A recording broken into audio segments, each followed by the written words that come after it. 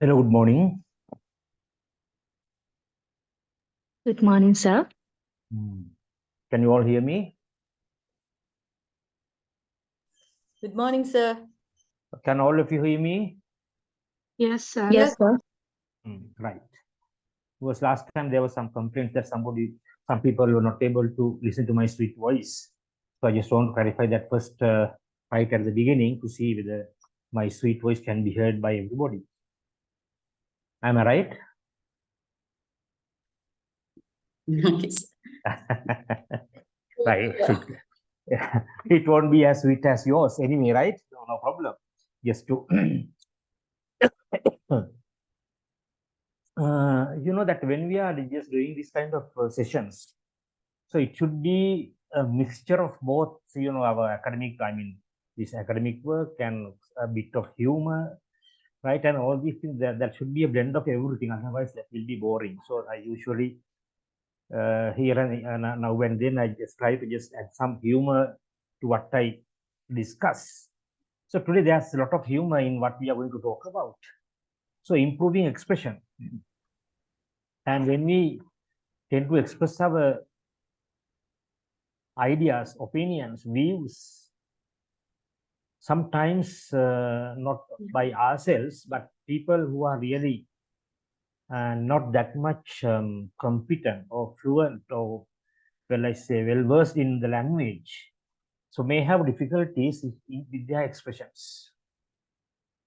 Even formal circumstances, duties, communication, right? So there is a kind of misunderstanding because of this expression is not clear. Even at exams, many people are at disadvantage because their expression is not in line with the question being asked.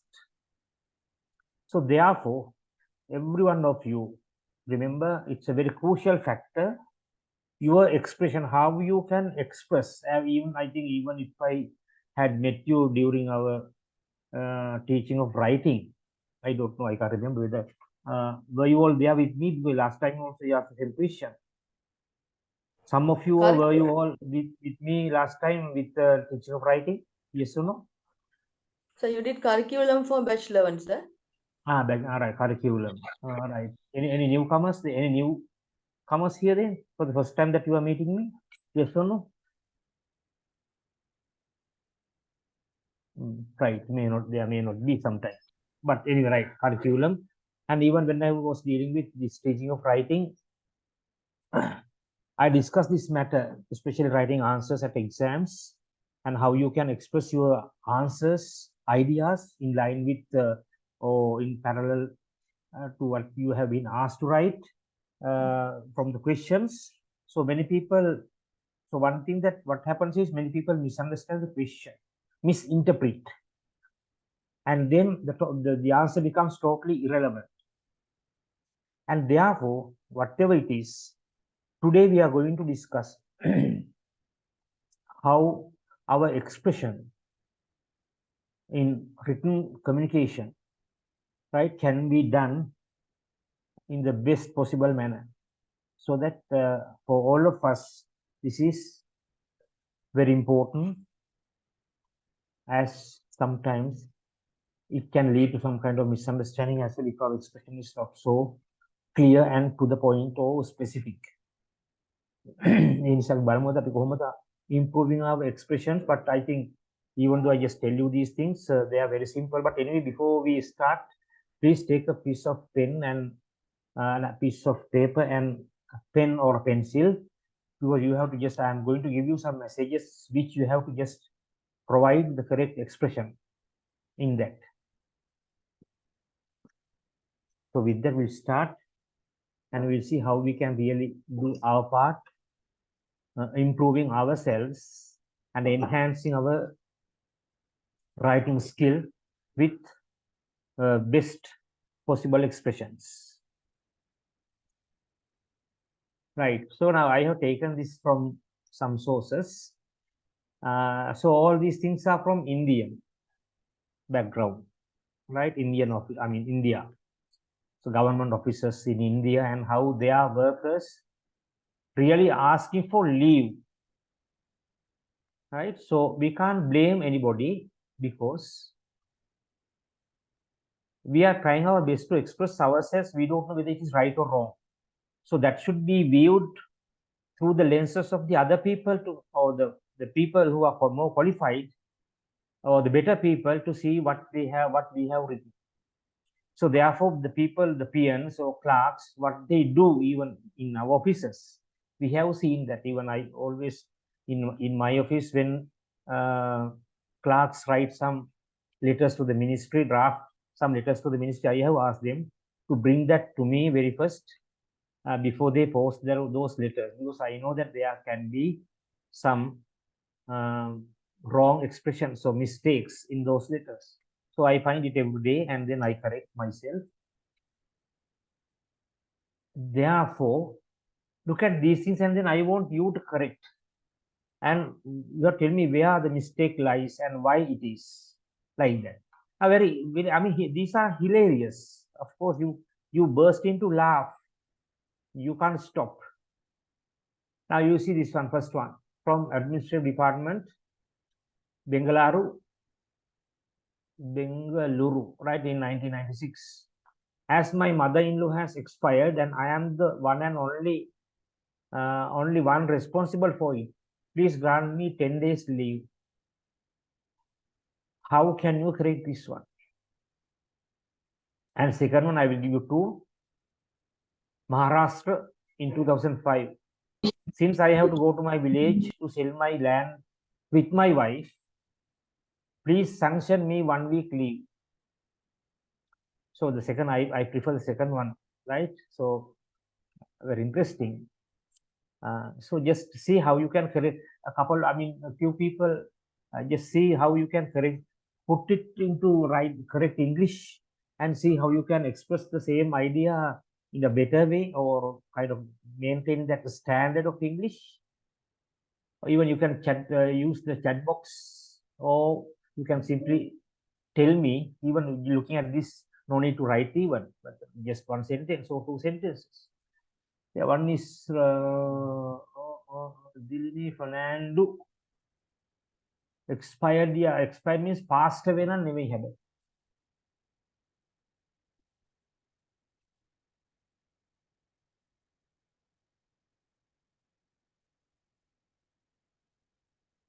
Now there's a lot of meaning. This is loaded with much meaning, many interpretations. For example, I will do the first one. As my mother-in-law has expired and I am the only one responsible for it, please grant me 10 days leave. So this is suspicious, right? This son-in-law can be a criminal. Why? I am the one and only person responsible for it. So he might have killed that mother-in-law in this sense. According to this text, I am responsible for it. So that means mother has expired or died. Mother-in-law, even it is mother-in-law, not mother real. So there's more. There can be more suspicion, right? So how can you correct this one?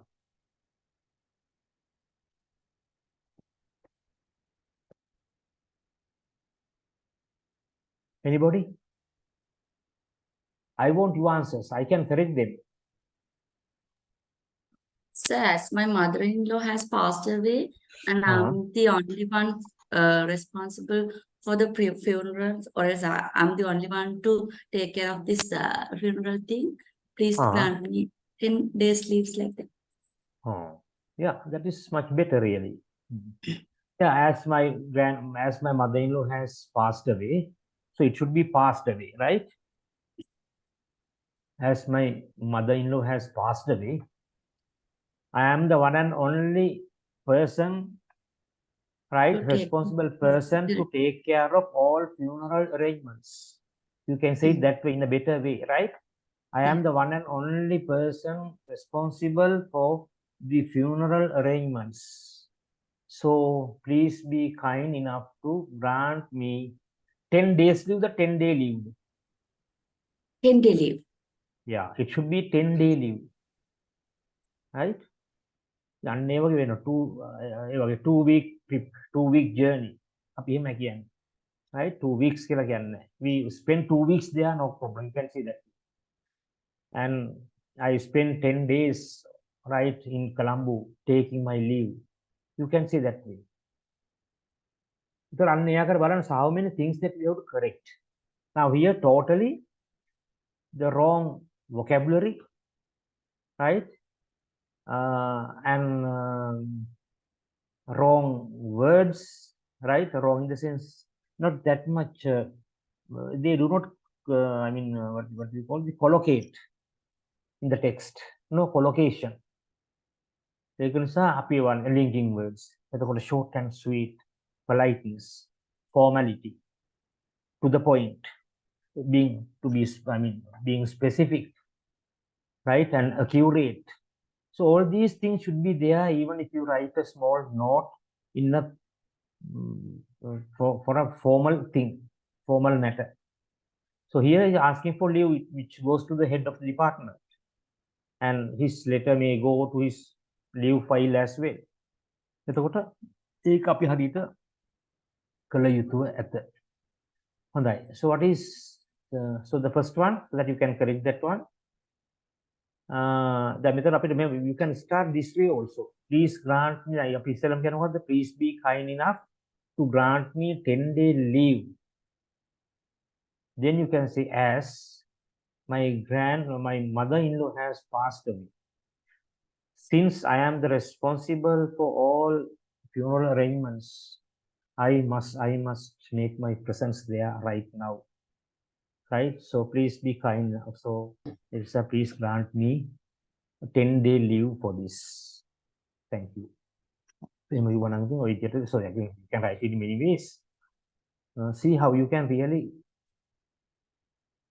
express. Now main thing is expression, right? How you can express this and then tell your boss that you want to take leave. Then ගොඩක් ළමයි දැන් even this colleges of education teacher trainees, when they want to take leave, so they come with their letters to me, and every letter I go through, and then almost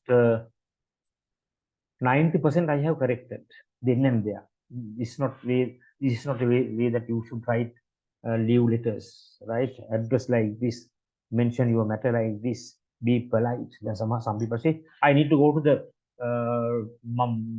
bookshop to buy something, give me leave. මම බැඳිලා ඉන්නවා වගේ. දැන් ඔක tone එක බලන්න. I need to go to the bookshop. ඒතර කියන්නේ right මට මේ bookshop එකට යන්න ඕනේ. මට දවස් half day leave එකක් දෙන්න. Then you can't write like that. So I have just told them the structure as to how it should be written in the most polite manner. Okay, right, fine, good. So these are not something very serious, but still now you see it tells us something to be more right careful when we express our ideas in formal settings. So informal, no problem. අපි දැන් telegrams ලියන්නේ, right? Informal, right? No verbs, no noun, subject, nothing, but we just try to convey the message. So there, the focal point is the message. But here, what we focus here is the entire language, your expression, full expression, how you can make others understand what you want to express, right? So that is all. But even the boss may understand what this is, for what this man is trying to get leave, right? But still it can lead to some kind of even a criminal thing as well, because I am the only one responsible for it. So grandmother මැරලා තියෙනකොට මෙයා තමයි responsible. එතකොට හුස්ම it can be kind of some kind of problem, right? හුස්ම හිරවීමක් වගේ නැත්නම් බෙල්ල මෙරිකීමක් හරි මොනවා හරි දෙයක් වෙන්න පුළුවන් එයාගේ. අතින් ඇද වැටිලා හරි පහරක් වැදිලා හරි මොකක් හරි it can be kind of assault or some kind of thing, right? Which might have led to that kind of death. So it is questionable. Right, so let's move next one. Look at this one. Maharashtra is very interesting. I prefer this to the previous one. What's wrong with this? Who can tell me? He's going to sell the land and the wife. I think the wisest thing he's doing. He's a wise man. There was no need of having the land plus wife, so that he wants to be 100% free, get rid of all these troubles. So I love him, right? Since I have to go to my village to sell my land along with my wife, please sanction me 1 week leave. He is going for two things. One thing is to sell his land, and the other thing is also to sell his wife, and he's going to his village, right? දැන් අපිට මෙහෙම වෙනවා සාමාන්‍යයෙන් අදාළ තැන අදාළ කොටස දාන්න නැතිවොත් එහෙම ඔය වගේ අර්ථයන් එන්න පුළුවන්. පැහැදිලිද? How can you correct this?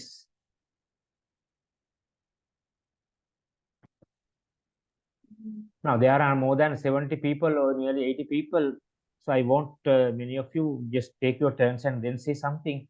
නිකම්ම බලන් ඉන්න නැතුව.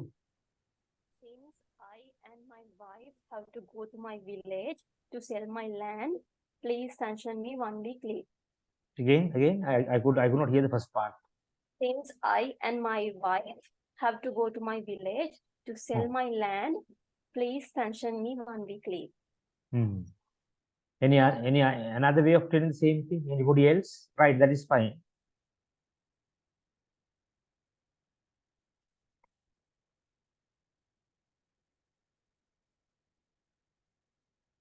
Yes, yes. So if you write it in the formal manner, as I told you, right? Please be kind enough, right, to grant me 1 week leave, right? As I'm going to village with my wife to sell a plot of land belongs to me. ඔය වගේ කොටසක් ලිව්වා නම් ඉතින් මම හිතනවා ඉතින් මේ හානියක් වෙන්නේ නැහැ කියලා. ඒක අනිවාර්යයෙන්ම අර politeness එක පාවිච්චි කරා. Use that politeness. Please be kind enough. I would be grateful to you if you could grant me 1 week leave, right? As I have to go to my village with my wife to sell a plot of land belongs to me. A plot of land or my land, no problem, right? ඒ වගේ එහෙම කිව්වොත් මම හිතනවා ඉතින් වඩා ලස්සනයි. Beautiful language, no comments at all, right? Expression is 100% clear, right?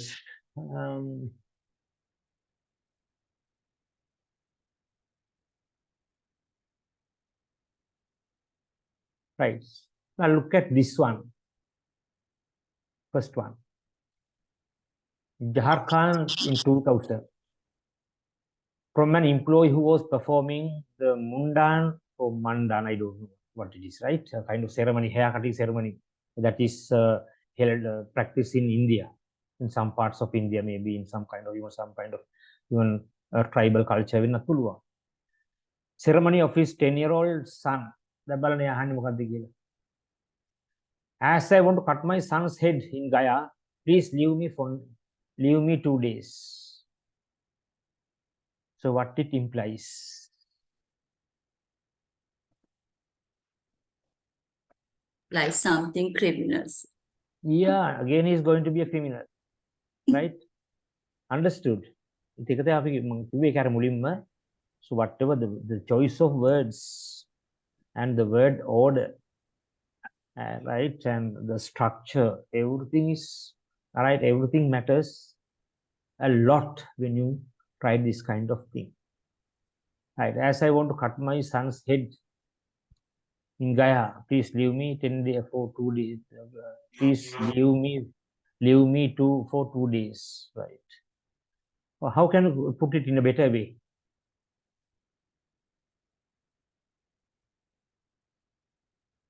Anybody? As I want to shave my baby's first hair, please be kind enough to grant me 2 day leave. Oh, Aisha, you are correct. Again, repeat that sentence. As I want to shave my baby's first hair in Gaya, please be kind enough to leave me 2 day leave. Right. That's of course fine, right? Right. So I would be thankful to you if you could grant me 2-day leave, as I want to attend my son's hair cutting ceremony. Right? Hair, even it may be a kind of family ceremony or something like that, right? Hair cutting ceremony. First, I got first hair in a pulwang, right? As I want to attend my son's hair cutting ceremony. ඒ වගේ දැන් මම ඉතින් වඩා formal ඒතකොට අපි දන්නේ පන්ති එකේ මේ සාමාන්‍ය දරුවෙකුගේ ඉස්සෙල්ලාම කොණ්ඩේ කපන එක සාමාන්‍යයෙන් යුනිවර්සිටි තුල යම් ආකාරයකට පොඩි that might be take a form of a small function. Right, අර අපි අර අකුරු කියවනවා වගේ ළමයින්ට. Right. Then fourth one, I think another hilarious one. Leave application form leave application from an employee who was performing his daughter's wedding in Hyderabad. බලන්න කොච්චර ලස්සනද කියලා ඒක.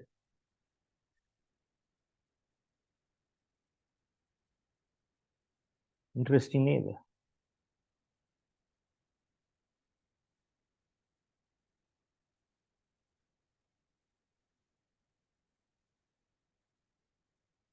Who can correct this? I would be much obliged if you could grant a week leave to my daughter's wedding. Yeah, perfect. So I would be much obliged if you could possibly grant me 1 week leave to attend my daughter's wedding. Right? Or as my daughter is getting married. Or as my daughter is given in marriage. So many different ways. Usually we say marriage, I mean wedding or marriage.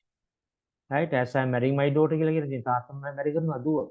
ඒකයි මෙතන වෙලා තියෙන්නේ. As I am marrying my daughter, please grant a week's leave. Right? Terrible.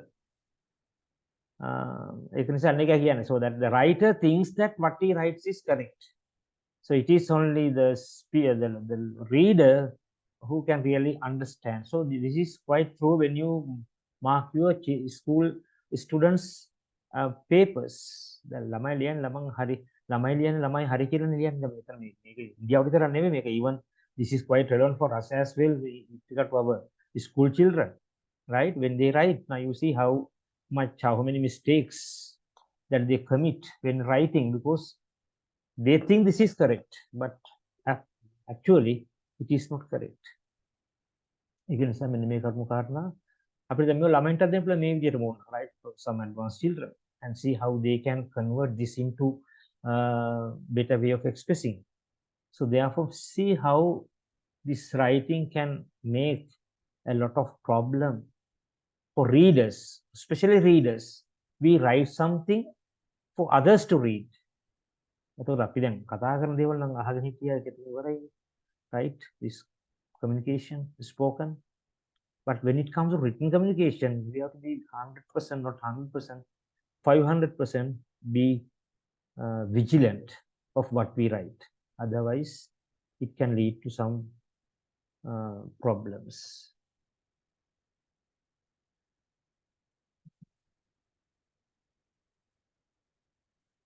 Right. Some more. From another administrative department, Gujarat, an employee applied for half-day leave as follows. Since I have to go to the cremation ground at 10 o'clock and I may not return, please grant me half-day casual leave. Right? Hilarious, either.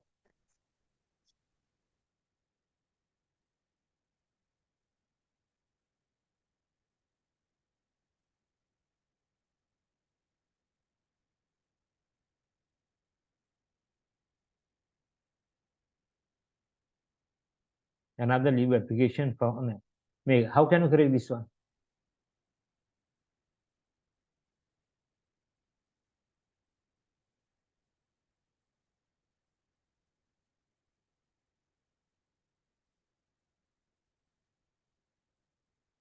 Anybody?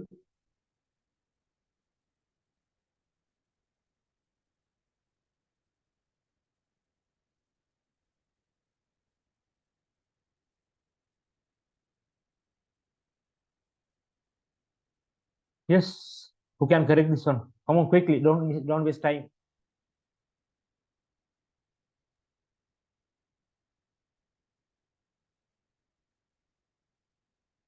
Only one person is speaking. Aisha hari kawuruද එයා තමයි කතා කරන්න හැංගිලා ඉන්නේ. Any gentleman? Sir, I have to go to the cremation ground or cemetery at 10 o'clock and I won't be able to return. So, please grant me a half-day leave. Oh, I'm a may not return කියන කියන්න ඕනද half day leave ගන්නවා. Not No. necessary. Yeah, not necessary නේ. Right? Sir, Understood. Please, Yes. please be kind enough to grant me a half-day leave, as I have to go to the cremation ground at 10 o'clock. Yeah. Akhtar. Roshan Akhtar නේද කිව්වේ? Sir, Roshan නේද? Roshan Oh. නේද? yes, Good that at least there's one male voice. Roshan, can you repeat that? Please be kind enough to grant me a half-day leave, as I have to go to the cremation ground at 10 o'clock. Yeah, that is enough. Quite enough. Please be kind enough to grant me half day leave as I go to the burial ground or cremation ground or right, whatever. That's enough. I may not return. I may not return. He is going to be buried. He is going to be buried there. So he won't be coming to report for duty afterwards. Going to cremation means that is the last journey that he is going there. According to this expression, right? Since I have to go to the cremation ground at 10 o'clock, I may not return. So that kind of interpretation can be given. Next one. Another leave application found in Bihar, year 2005. I am suffering from fever. Please declare one day holiday for me. So,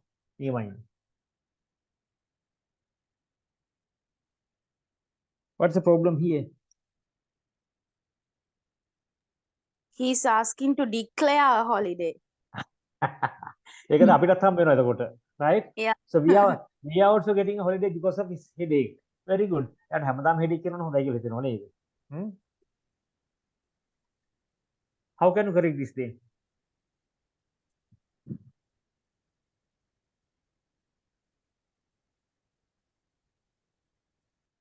As I'm suffering from fever, please grant me one day leave.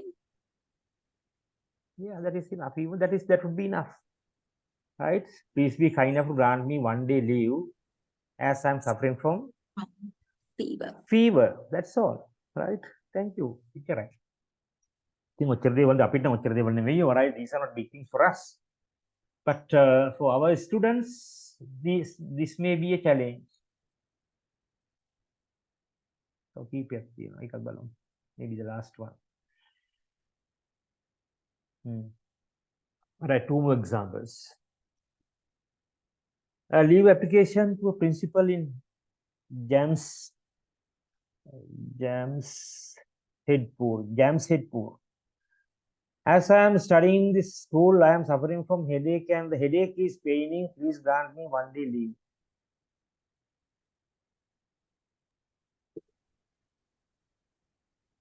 The headache is paining. And Right? it's like because of the school, she has got the headache. Maybe, quite possible. How can you correct this one day? As I'm suffering from a headache, please grant me one day leave. Or please grant me one day leave as I'm suffering from a headache. Right. Then මෙතන මේ headache is pain කියලා කියන අතර මේක සාමාන්‍යයි. SMC Severe headache headache. එක. අපිට අතන දාන්න පුළුවන් මොකක්ද? Yeah. Severe headache. Terrible headache. Right? Severe headache or terrible headache. එහෙම දාන්න පුළුවන්, right? As right, please grant me one day leave as I'm suffering from a severe headache today. ඒ වගේම දැම්ම නම් ඉතින් ඔච්චරයි, right? ඒකද අර word choice of words, right? Word order, the structures and collocation or commas, all these things we can see how they matter in this small note, right? The headache is paining. Remember the paining, which I have been taught. The paining ing form my hand is, my head is, my chest is painful. I have chest pain, right? My hand is painful, not paining. ing form right? ඒක බලන්න ඕන internet එකේ දාලා කොහොමද paining එක පාවිච්චි කරන්නේ කොහොමද පාවිච්චි කරන්නේ check its usage, how it is used. But anyway, in general terms, it is not used in gerund form or ing form, continuous. And the last message, very interesting. Yes, sir. I'm the only husband. Right? How lucky that husband, nah?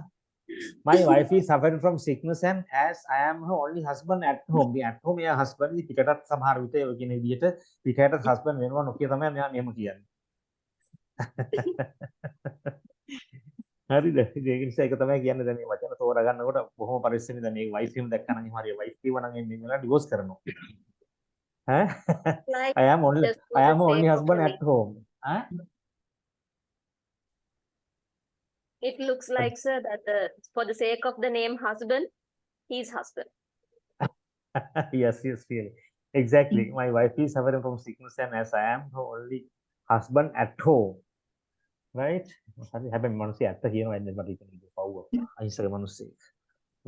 I am her only husband at home. So he's a very faithful husband at home, right? Yeah. But outside, he may not be as he's at home. Anyway, right. So now these are some kind of expressions that really I want to share with you all to see when we are using the language, how it should be used in the most appropriate manner for the readers to read and understand what to express. Right?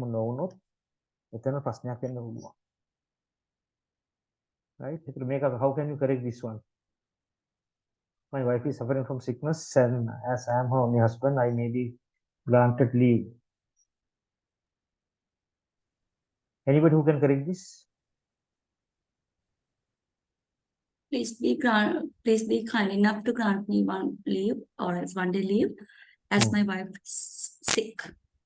Oh, my wife I'm my husband no man. Redundant. So what you know redundancy in English? You add some unnecessary information repeatedly. Redundancy. Not necessary. And it can affect the word count as well if you write, when you are writing essays and all that. If you repeat certain things, the same meaning with some other words, right? That is redundancy. So that you express the same idea 2-3 times, wasting words and time and everything. So that is called redundancy. So therefore, we can say, please grant me 1 day leave.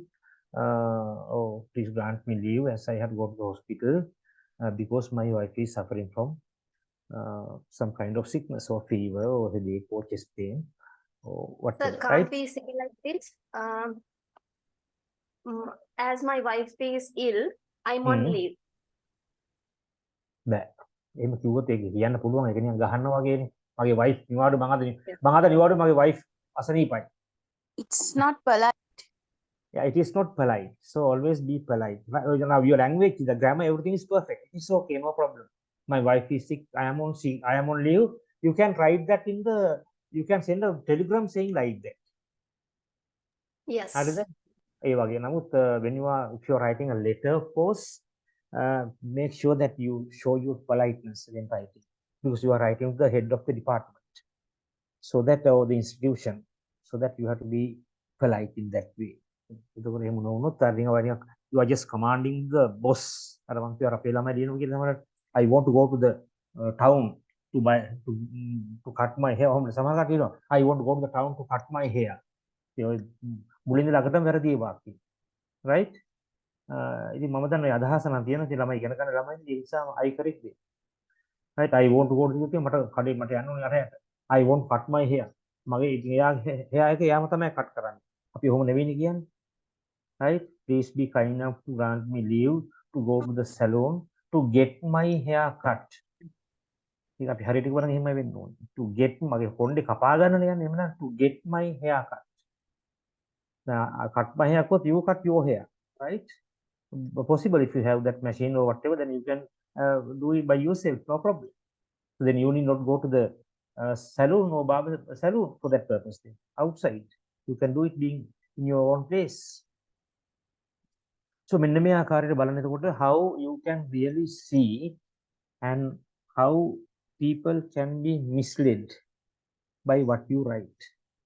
Even at exams, this is not just simply talking about Indian writing.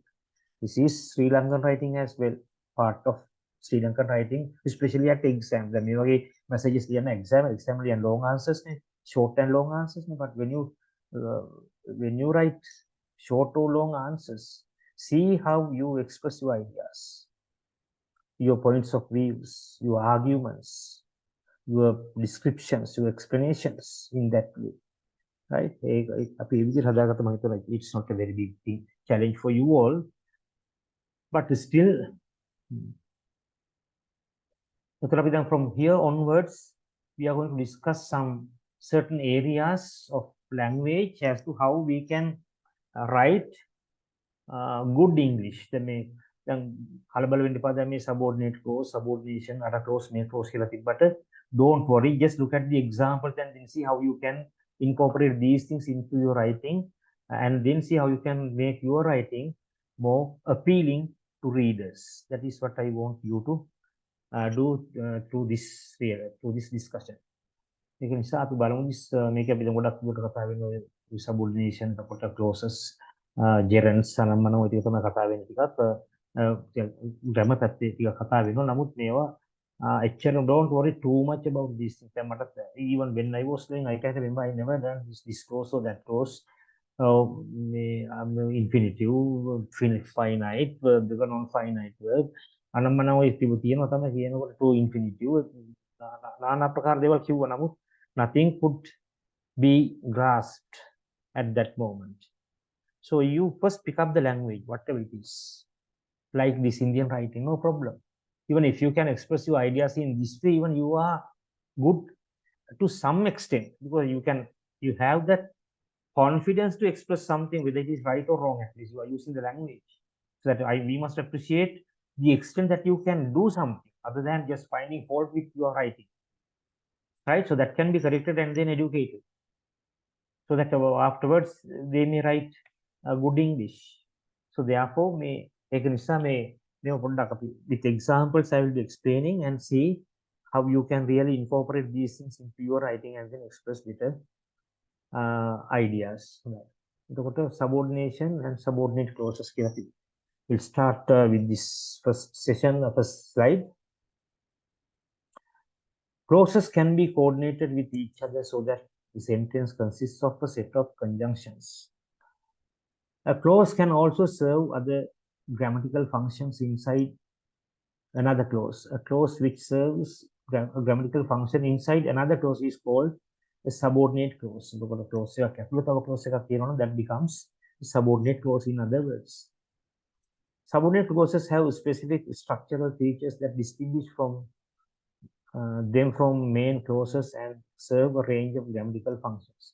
Let's see what these things and how we can really understand these things and make sense out of these.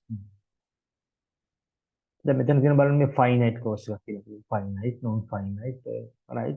Don't worry. So with one example, these things would be can be made clear. A main clause is always finite. It always has a verb, right? It always has a verb which is marked for tense and agreement where appropriate. It can contain a modal auxiliary and it is its subject if a pronoun will be in the subject case. Many subordinate clauses are finite clauses as well, right? I said that I might go. I said that I might go. That I might go is a finite clause acting as a direct object in a larger scale. I might go, right? With auxiliary, this model side, you can see this. I might go. Second one, when she leaves the house, you should call me. Right? When she leaves the house, see the difference. When she leaves the house is a finite clause, acting as an adverbial in a larger scale. So without this, you can't get this one, right? You should call me. This is independent clause. You should call me. In other words, this is an dependent clause. When she leaves house, it cannot stand by itself, in other words. So that, see how it can function in this sentence, adverbial. Then Nimal likes the woman who is helping with the project. Right? Nimal likes the woman who is helping with him, who is helping him with the project. Who is helping him with the project is a finite clause. Who is helping this part. Project is a finite clause that modifies the noun.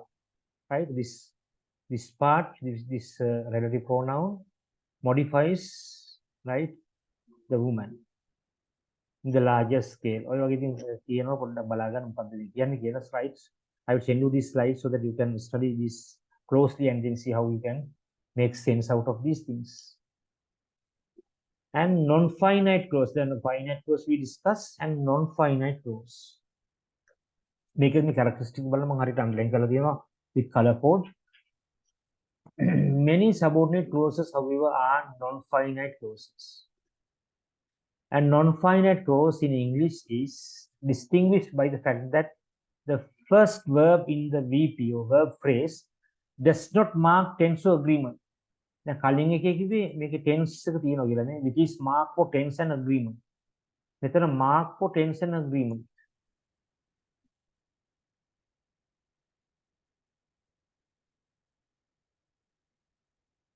Right, which is mark for tense and agreement. But instead here it says the opposite of it. Verb phrase does not mark tense or agreement. It cannot be a modal auxiliary. And its subject, if there is one, is never the subject case. There are 4 general types of non-finite subordinate clauses. Right, so we are going to discuss these 4 types. ඉස්සෙල්ලා බලා ගන්න මේ finite එක non-finite එක වෙනස. Look at this example and then see how it differs. I have given you a very simple sentence. Finite verb එක මොකක්ද? Non-finite verb එක මොකක්ද? A finite verb agrees with its subject and shows tense. මම කිව්වේ finite verb එක tense එක subject එකත් එක තමයි කියන්නේ. My sister went to school to become a doctor. එතකොට මේක finite which operates or which goes with the subject and the tense. To become, මොන tense එකකින් આવත් ඒක වෙනස් වෙන්නේ. To become, non-finite. So I'll further explain. For example, you can say this, right? My sister is going to school to become a doctor. My sister will go to the medical faculty to become a doctor. එතකොට my sister will go. එතකොට එතන ඒක තමයි වෙනස් වෙන්නේ. Finite verb එක තමයි වෙනස් වෙන්නේ. It can be future, present tense, present perfect tense, present continuous, past tense, past perfect. It can be anything. My sister had gone to school, right, to become a doctor. Also possible. එතකොට මේ finite verb එක with the tense, it can change. It can undergo changes. But non-finite verb එක is I went to Colombo to buy a camera. You all came here, right? You all turn off your computers or laptops to follow this lecture. To follow is non-finite. To follow this lecture. So very simple, right? Define a finite verb and the difference between finite verb and non-finite verb. Right? You can just give this example, a similar example, not the very same thing, and say underline this and that, and just explain in this sentence, right? The finite verb which goes with the subject, with the tense, right? But the non-finite verb remains its base form without undergoing any changes regarding tense or the subject. එහෙම තමයි වචන දාලා විස්තර කරන්න ඒක තමයි වෙන්නේ කටපාඩම් කළා වුණත් මේ සාමාන්‍ය simple things. ඒ නිසා right බලාගෙන මේක කොහොමද how you can really discuss these things, right? It's very simple question. සමහරට අහන්න පුළුවන්. Part 2 B section B වගේ සමහර අවුරුදු අහලා තියෙනවා. How do you see the difference between finite verb and non-finite verb? With an example, briefly explain. So that you can easily give this example and then explain what they are.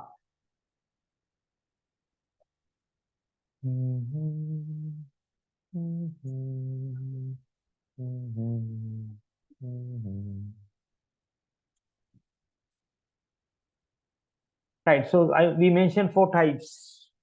Maybe 4 types.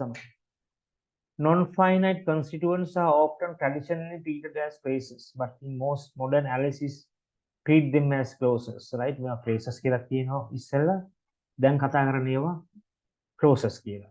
And then the infinitives, participles, gerund form and verbless clauses.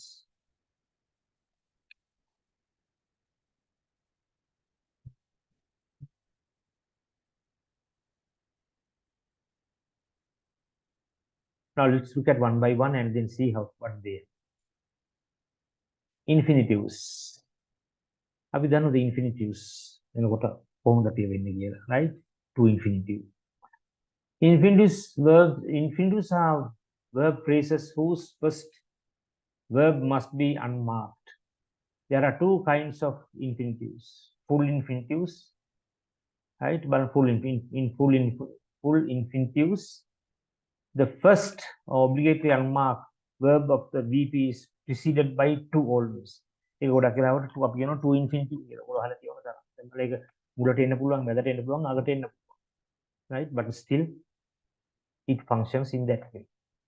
For John, to win would be amazing. Right? For John, to win would be amazing. But we can say for John, winning would be amazing. But even you can say infinitive form again. For John, to win would be amazing. I expect them to leave on time. I expect them to leave on time. Next one. Mary is working hard to make money. Right? You all are studying hard to pass the exam.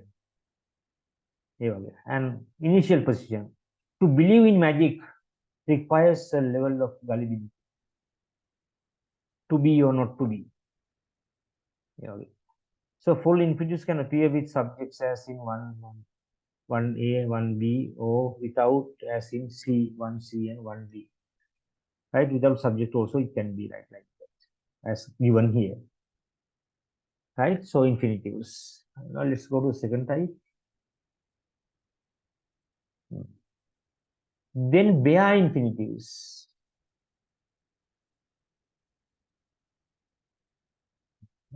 Then we can infinitives. There are 2 types of kata karan, full infinitives and bare infinitives.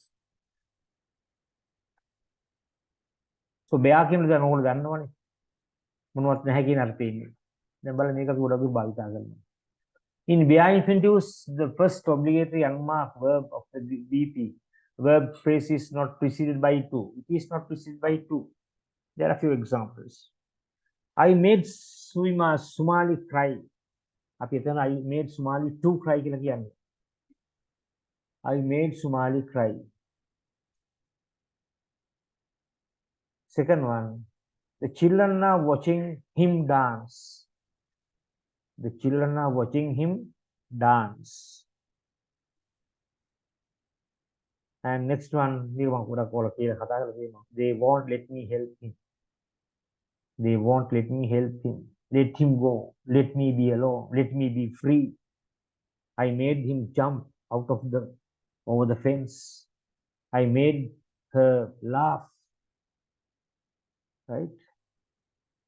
So likewise, so without two, so bear කියලා කියන්නේ ඒකයි. Full infinitive එකේ two තියෙනවා, bare infinitive එකේ bear කියන්නේ නැහැ කියන අර්ථයෙන් ඉන්නේ barefoot කියලා කියන්නේ. So that there's nothing. So that without two එතකොට බලන්න මේ structures හිටියත් just few examples, remember that.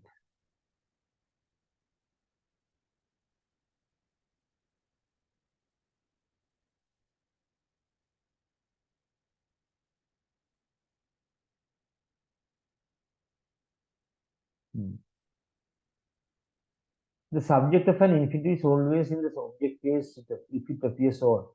Bare infinitives always have subject. Full infinitives sometimes have over subjects and sometimes don't, depending on the structure or the rest of the sentence. So, I want him to leave. Right? I want him to leave. I want to leave. I want to leave to infinitive. Right? I made him leave. Him is the subject of leave.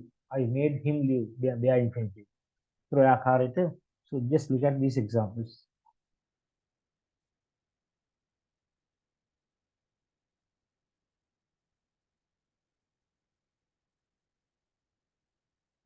Right.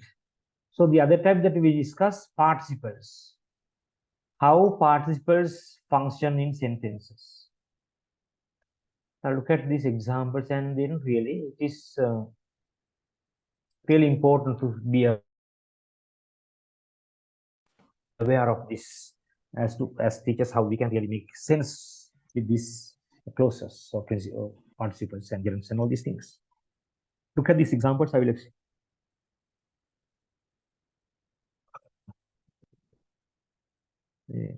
Participles. Participle clauses are clauses in which the first verb in the VP is a participle. The first verb in the verb phrase is a participle. As we already know, participles are of two types: present to ing, participles, and past without eno ed participles. Right? Written, hidden.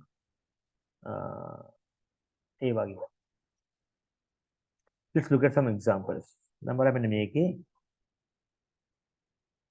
So, in the man covered with paint is decorating the living room.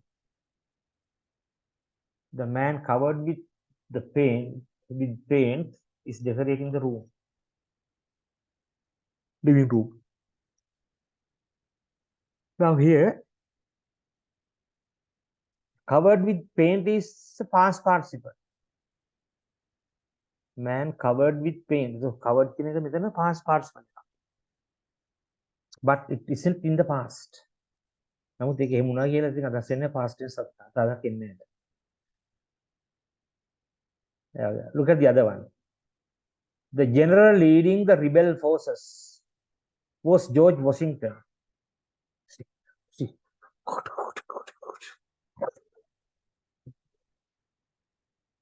Right? The general leading the rebel forces was George Washington. Leading the rebel forces is a present participle, but it isn't set in the present. The general leading the rebel forces is what is the present tense name. The teaching in the class 10B met with an accident yesterday. Right? The teaching part is not, though it is present, it is not set in the present tense. The general leading the rebel forces was George Washington. Leading the rebel forces is the present participle, but it is set in the past present.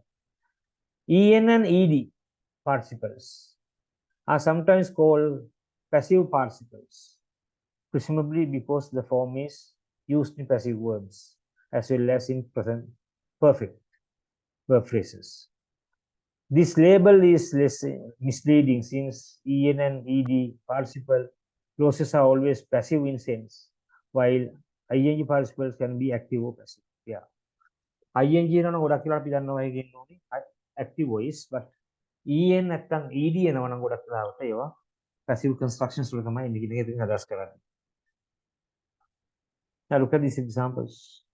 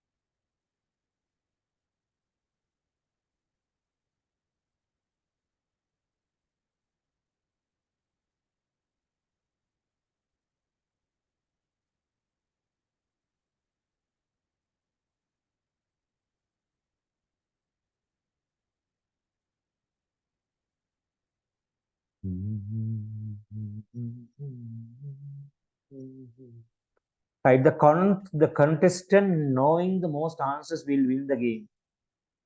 Participle. The victim splattered with blood stood helpless. Another past participle. Right, past tense. While being treated for his injuries by the intern, Charlie talked to me about his accident. While being treated.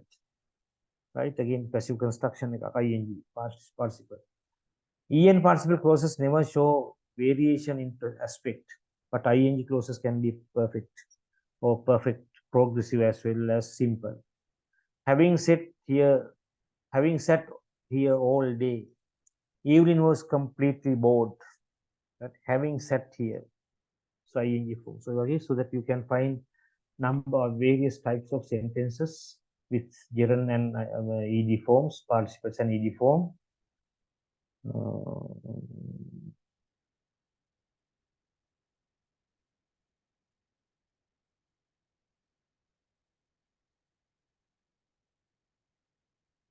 Right.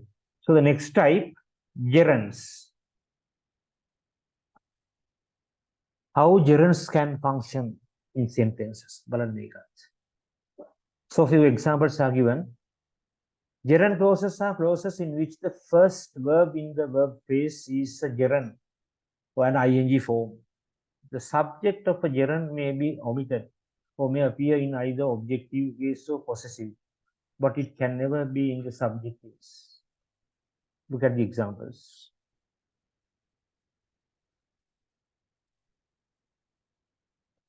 I was surprised at them.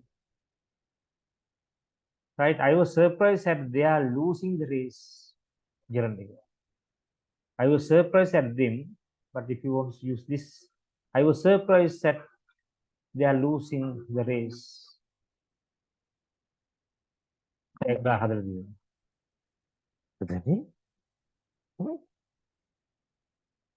Right, next one. Like infinitives and ing participle gerunds can appear in various aspects and voices. Same thing balan here. I was surprised at having lost the race. I was surprised at having lost the race. They asked me about him or his having been meeting with non-criminals. Perfect progressive. Nimali is pleased at being given the students of the year. The minimum structures right?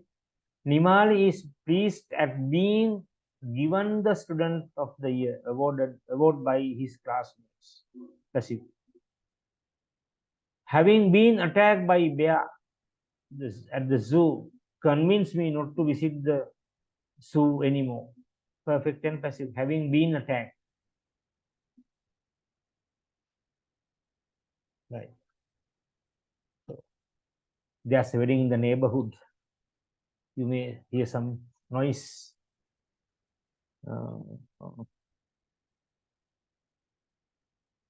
We'll see. We can go another few minutes.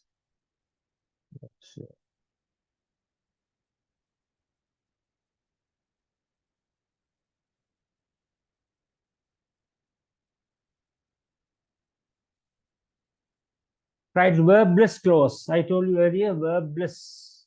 We have 4 types, gerund participles, infinitives, and verbless clauses. Though afraid of bears, Oliver was still willing to go to the zoo. Right? Though, like verbless, though afraid of bears. Unhappy with the school admin. Those parents threatened to withdraw their children. Right?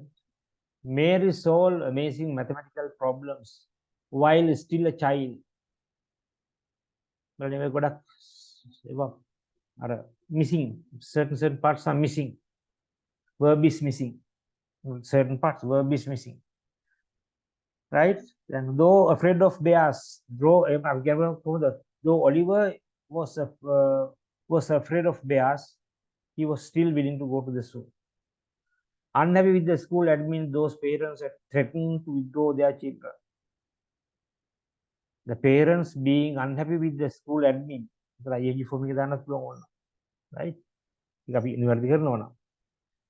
Parents being unhappy with the school admin, right?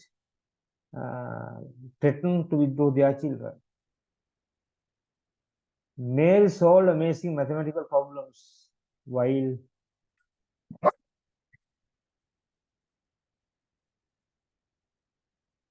still a child. While still a child. While Mary was still a child, but that part is missing, omitted. But idea is conveyed. Despite the power cuts, we have to continue our studies. Right? Despite there is a power cut, or there are power cuts, we have to continue our studies.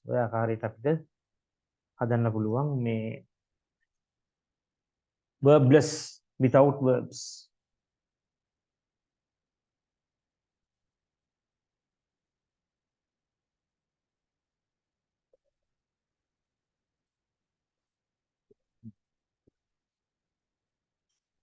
Sir, excuse me, sir. Yeah. Sir, Yes. in the gerund form and the present participle, are they same or are they alike? Pardon? In the Gerund and gerund, present participle forms are they same. alike? They are same. We are using the ing form. Right? I'll come back to that. Right? ing form. Abhi ing form में पता करना होगा.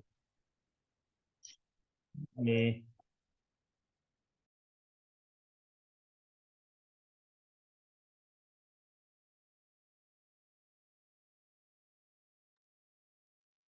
right.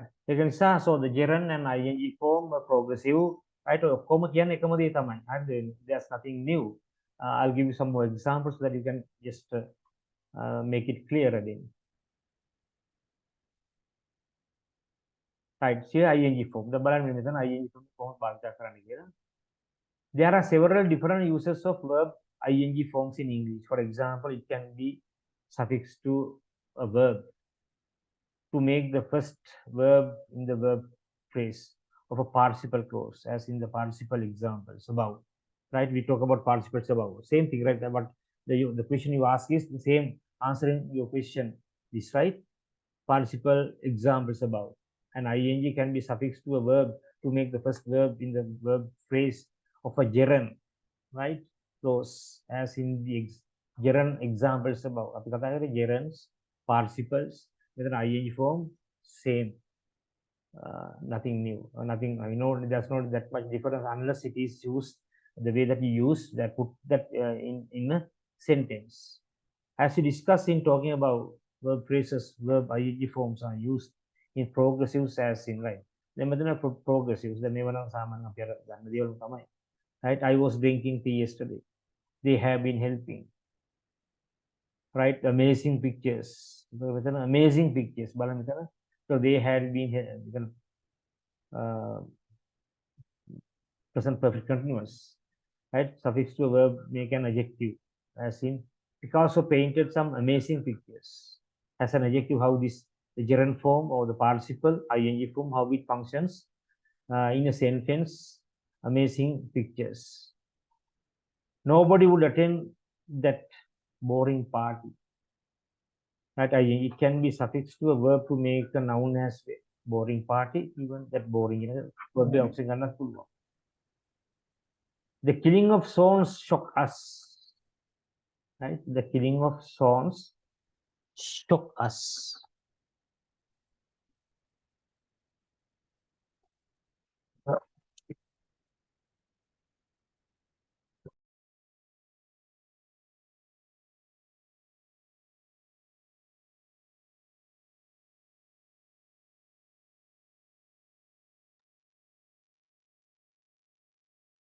The killing of the swans shocked us.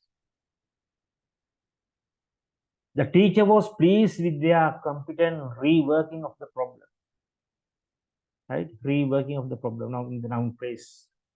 Right? You see here the ing form. Right. Let's look at some clarifications here, how we can use this.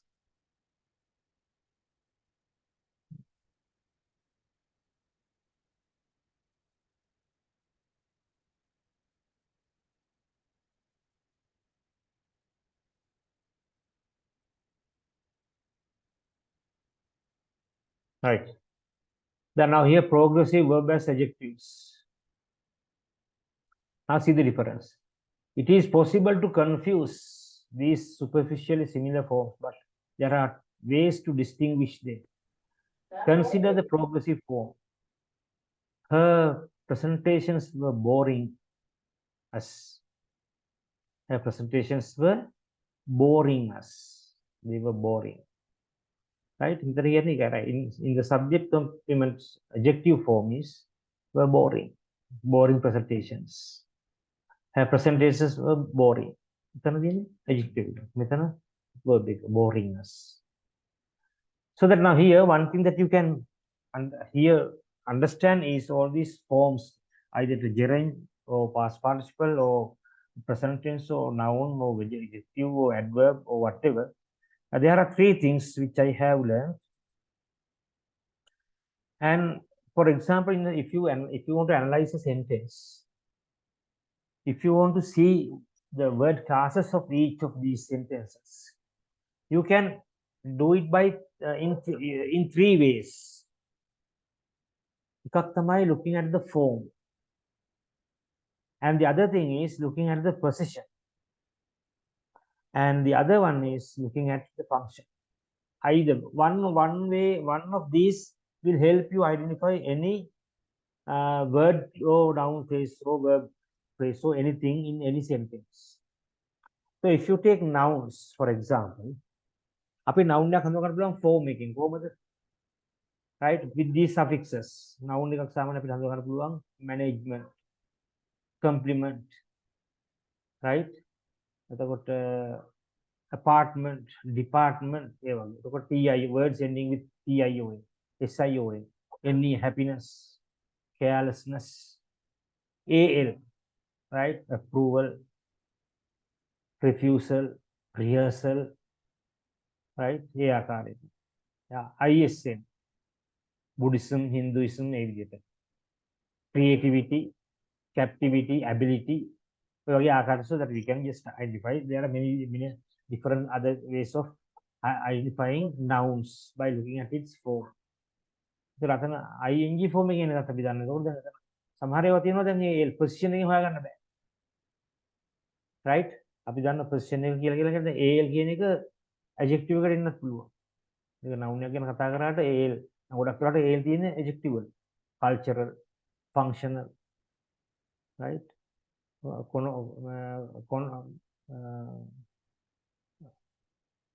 Functional, cultural, right? Then environmental, global, so that you find L. Position, where this happens. And last part is function, how it functions in a given sentence. So if so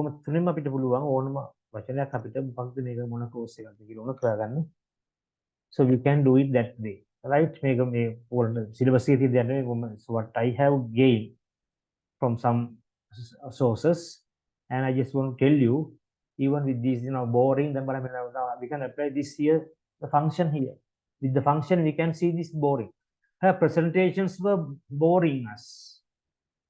Right? So boring is verb, verb helping verb boring. So the position again, right? Functioning and boring us. Right? Before the object position, and you can see this one, boring us. Here, her presentations were boring. What were boring? Presentations, the noun. And plural form were boring. So it is an adjective. ඒක අපිට උන මේ function එකෙන් හොයාගන්න පුළුවන්. position එකෙන් හොයාගන්න function එකෙන් නම් අමාරුයි බල. position එකෙන් ලේසියෙන් හොයාගන්න පුළුවන්.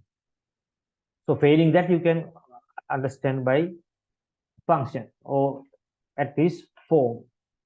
The form එකෙන් නම් ing adjectives are ගොඩාරියක් කියන adjectives ඉන්නේ full.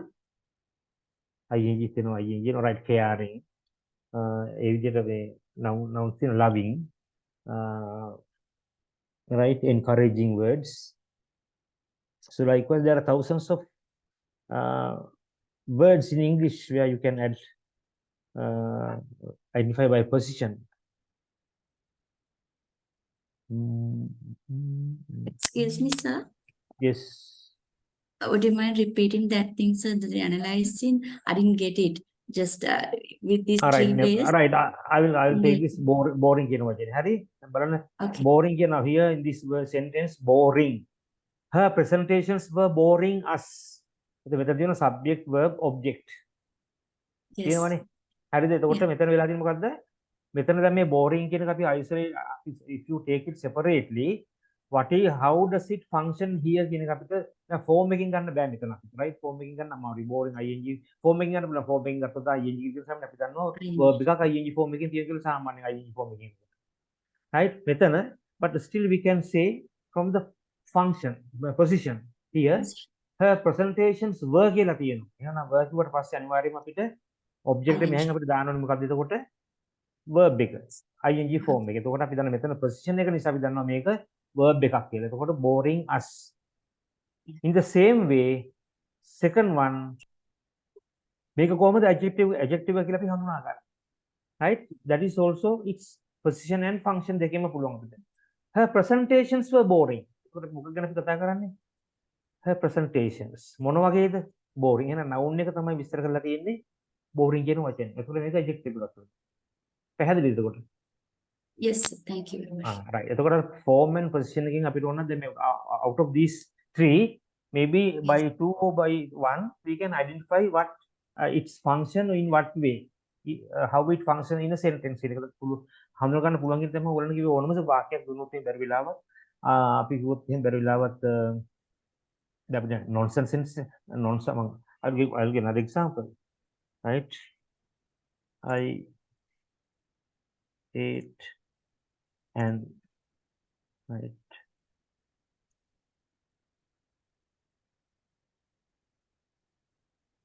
right I ate and witness so right මොකක්ද දාම අපි pronounce කරන්න දෙන වචනය now so this is totally different word not in the dictionary we don't know but still if you look at this you can go by the structure the position of the sentence right I ate the verb එක තියෙනවා මෙතන article එක තියෙනවා එහෙනම් මේක අනිවාර්යයෙන්ම article එක පස්සේ මොකක්ද දෙන්න ඕනි position එක මොකක්ද දෙන්න ඕනි මොකක්ද මේ word class එක මොකක්ද එන්න ඕනි Noun එක. noun එකක් වෙන්න ඕනි right එතකොට මේක මේ වුණා මෙන්න මේ විදිහට right I went to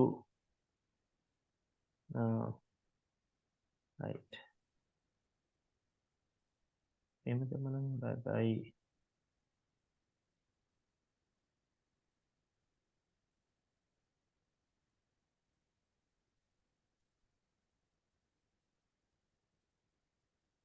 right I withdrew whatever the verb right by bus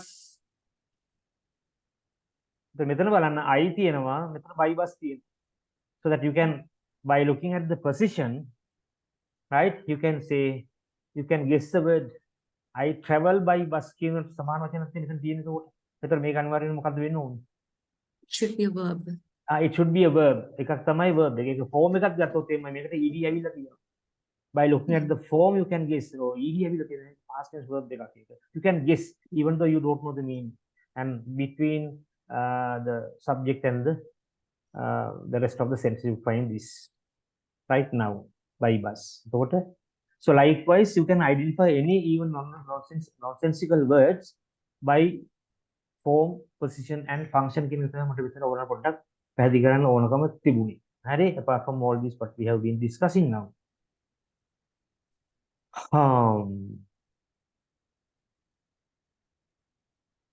Thank you, sir. Right. Now here you see progressive verbs versus gerunds. Then progressive verbs versus gerunds. Progressive and gerunds forms කොහොමද අපි භාවිත කරන්න පුළුවන් කොහොමද බැරි කොහොමද කියලාත් මෙතන පැහැදිලි කරනවා. Right? In some cases we can use, but in some cases we can't use. See the distinction. Again, it would be possible to confuse the progressive verb with the first verb of a gerund clause, acting as a subject complement to a main verb. Consider one and 1-2 below. In a fit of madness, he was killing swans. Like a progressive word there. Right? He was killing the continuous tense. In a fit of madness, he was killing swans.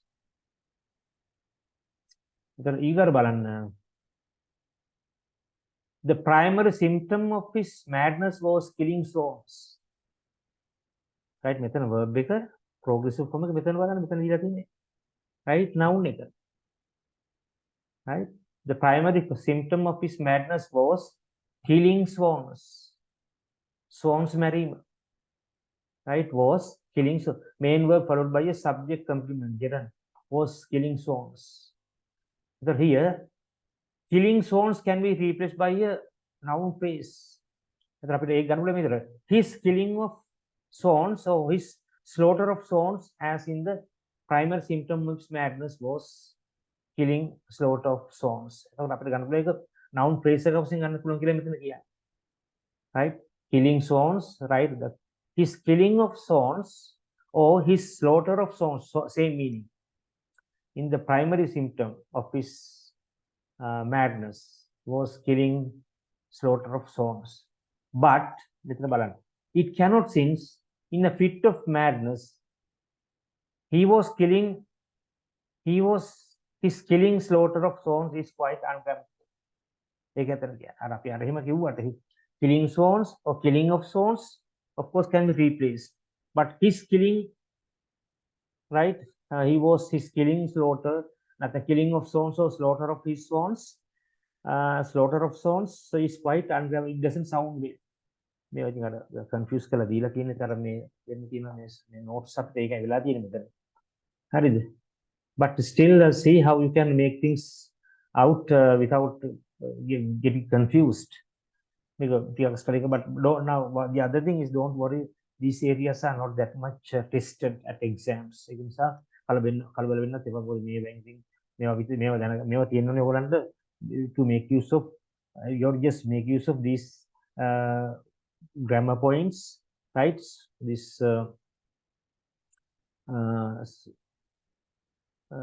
areas for your writing, right? You have to incorporate this into your writing without confusing the reader or the examiner, so that these things won't be that much tested, right? But for your awareness, I'm just explaining to you all.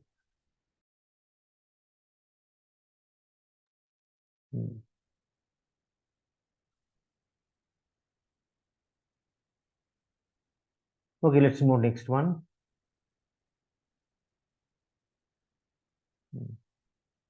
Now you see adjective. Now this is also interesting, right? Adjectives versus gerunds. Same sentence, but you see how they are working, how they are functioning in each sentence. Noun phrases containing ing adjectives and gerund clauses can also be confused. Really confused. Confusion. I also get confused sometimes. Consider one. On one reading, flying planes is a noun phrase, a head noun modified by fly. On the other reading, flying planes is a gerund clause which has a verb phrase flying and direct object planes, right?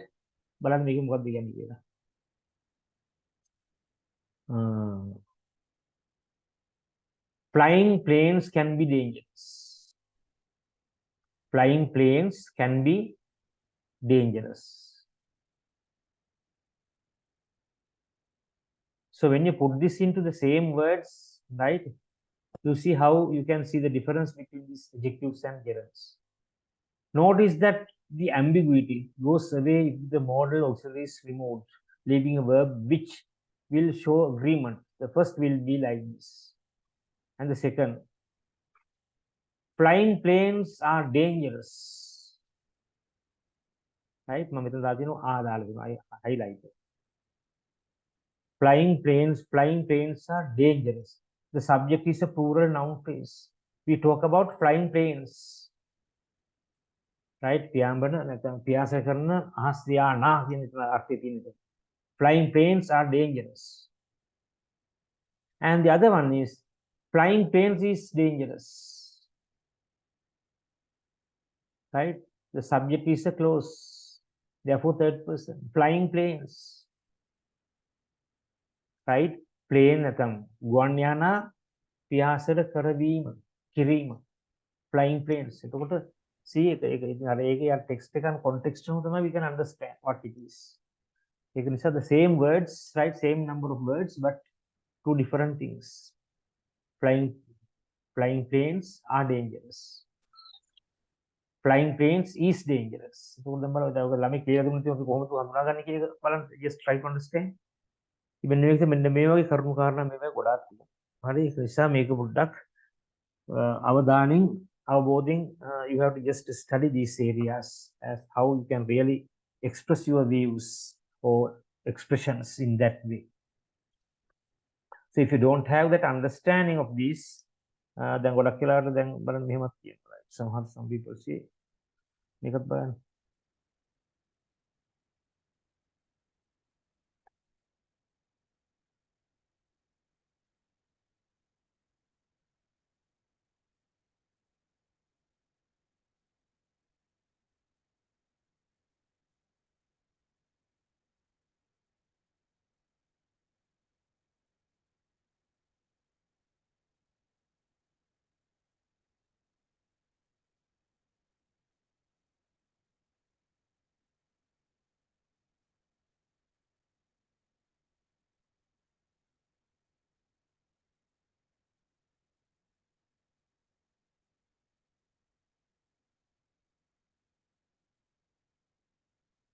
Right.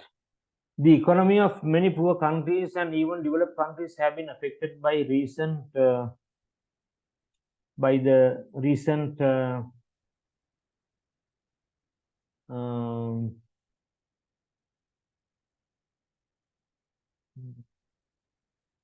economic crisis.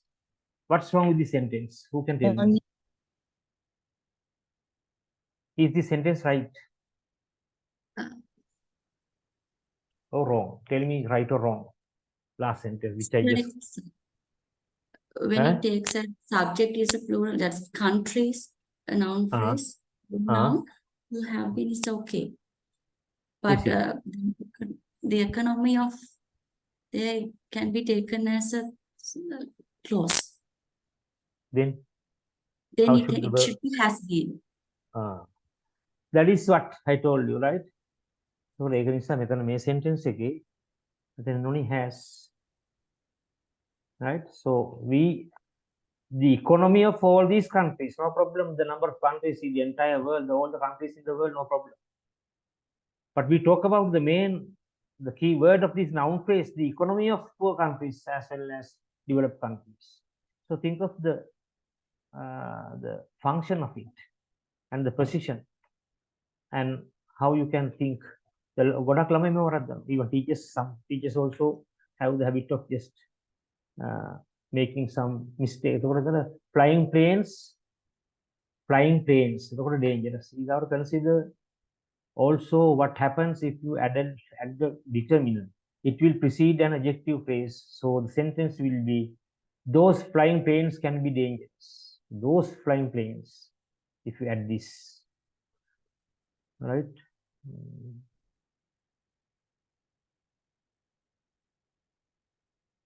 Consider, right, what happens if you are right. So those flying planes can be dangerous. But a determiner will immediately precede the noun since the verb is not part of the noun. So then the sentence will be, flying those planes can be dangerous. So what are you flying those planes those flying planes can flying, those planes can be dangerous. There are currents that you can just show it how it can really matter in that way.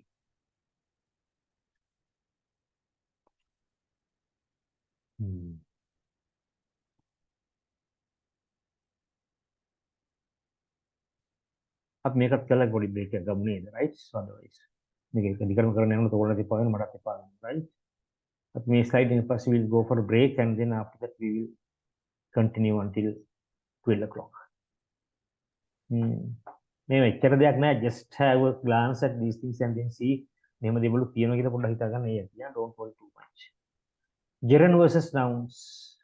Most of the other ing forms are distinguishable because they mean different things, but consider something like Bimali's reading was wonderful. Bimali's reading was wonderful. It is really not possible to distinguish whether this is a gerund clause with Bimali's its subject and reading as its verb phrase, or it is a noun reading with the possessive noun phrase Bimali as its determiner. Notice that it is possible under other condition. For example, only nouns can be made plural. Right? Bimali's readings were wonderful. Right? Bimali's readings of some sonnets were wonderful. Still can be said in that. Right? Bimali's readings. So gerund versus nouns. Gerund versus nouns. Bimali's readings of sonnets were wonderful. Bimali's readings, the sonnets were wonderful. Bimali's readings, the sonnets, right? Sorry, Bimali, right? Dr. Belly's readings, the sonnets. Like Bimali's reading, the sonnets were right. Bimali's reading of the sonnets, right? But here bit ungrammatical right. When මේ ආකාරයට එතකොට විවිධ specialist gerunds, participles and the participles, gerunds, infinitives වගේ දේවල් බලන්න කොහොමද මේවා යම් තැන්වල see how can we make use of these things in our written communication and see how you can express your ideas in the best possible way, right? ඒ ටික තමයි වෙන්න ඕනේ. ඒක නිසා පොඩ්ඩක් මේවා එකම දේ තමයි මේ පොඩ්ඩක් බලලා just try to incorporate certain structures into your writing and then see how you can really bring out your writing in a more advanced manner. ඒක තමයි වෙන්න ඕනේ. මේව නිකන් මේ කටපාඩම් කරලා විභාග පාඩම් කරන එක නෙවෙයි විවහසරක් නැතුව. But see how you can make use of these things to enhance your writing skill with the better understanding of these clauses and all these things that which I have so far discussed with you. Then the height is 5 hours. So let's go for a 20-minute break and come back by 10:55 and I will continue from there. Something very important, important without wasting time and I'd have a cup of tea and then come back.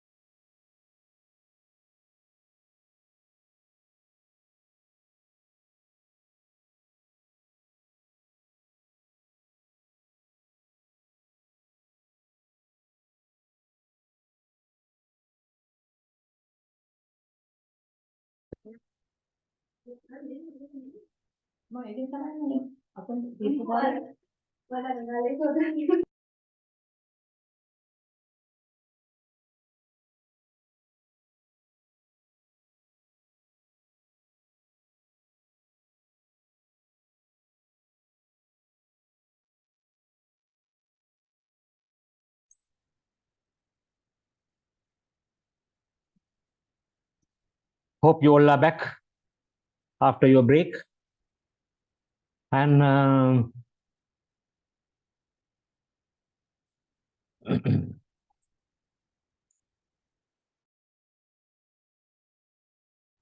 you all hear me? Hello? Yes, sir. Yes, sir. Right, right. පොඩ්ඩක් ඔව් අඩුම තරම yes sir හරි කියලා කියන්න නැත්නම් මම දන්නේ නැහැ වගේ හඬ ඇහෙනවද කියලා. Right? Very few people speak and respond. Right, so we have got a little bit more, maybe 1 hour, yes, even 45 minutes or so we can just finish this. Right, මේ වගේම තමයි කතා කරන්න තියෙන ඉතුරු ටිකත් ඔයගොල්ලන් පොඩි ටිකක් තියෙන කතා කරන්න. මේ session එකේ මේ lecture එක විතර පොඩ්ඩක් මේ වගේ boring අනිත් එකකින් boring වෙන්නේ නැහැ. හරි, don't worry. මේක ඉතින් මට මීට වඩා පැහැදිලි කරන්න තේරෙන්නේ මට තේරෙන්නේ නැහැ ඒක මොකද ඔයගොල්ලන්ට පැහැදිලි It's කරන්නේ. not boring, sir. Is it? Thank you. For me, I feel like boring. මම සාමාන්‍යයෙන් මේවර මගේ නිර්මාණයම දාලා එකතු කරලා මම කරන්න නිසා ගොඩක් කියලා ඔයගොල්ලෝ උගන්වන්න ඉතින් අර ඒක මට මේක කරගන්න බෑ. ඊගව සෙෂන් එකේ මම පොඩියත් එක දෙන්නම් ඔයගොල්ලන්ට.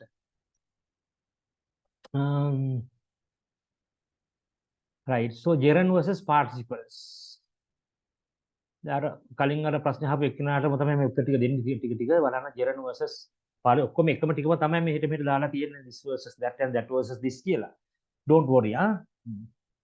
Noun phrases in which the head is modified by an ing participle and gerund clauses can also be confused. Consider 1, 2 and 1, 1, 1 and 1, 2. Now look at this, something similar which I mentioned earlier. The bears attacking the innocent hiker were vicious. The bears attacking the innocent, right? The bears, plural form. Were vicious. The bears attacking the innocent was innocent hiker was surprising. So here, this attacking is the noun, right? Bears attacking, attack has been taken as singular, right? So therefore, so this gerund participles, bears attacking and bears attacking, how it became singular and plural in that in this instance.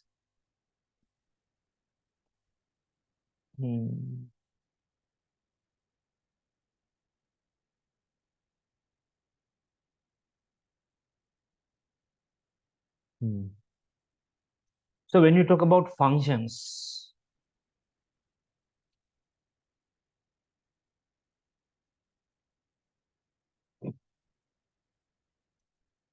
predeterminers, determiners, all these things, right? Now you see all this language, syntax and all these things. Predeterminers, determiners, adjective phrases, prepositional phrases can all modify nouns or pronouns. Noun phrases typically serve in nominal role, that is as subjects, direct objects or indirect objects, objects of prepositions, etc., etc., etc.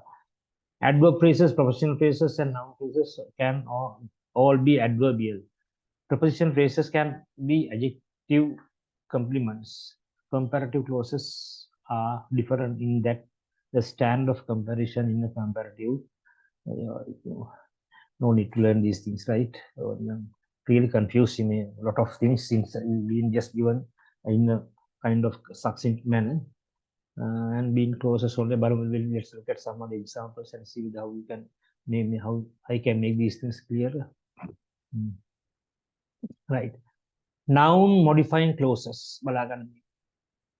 Noun modifying clauses. Nouns and pronouns can be modified by a range of clauses. Pronouns, relative clauses, participle clauses, infinitive clauses, finite noun clauses, infinitive noun clauses. Noun and pronouns can be modified by range of clauses. So these are the 5 clauses. So one by one, let's study and see how they differ from each other. Relative clauses. So you all know this what relative clauses are, but still there can be some problems with that. But when you incorporate, especially when you incorporate relative clauses, so your writing becomes very beautiful, right? Not always, but in between, if you just use these relative clauses and then relative pronouns, and then you use these kind of sentences, so that would be really interesting. Traditionally, the term relative clause has been used to refer to finite clauses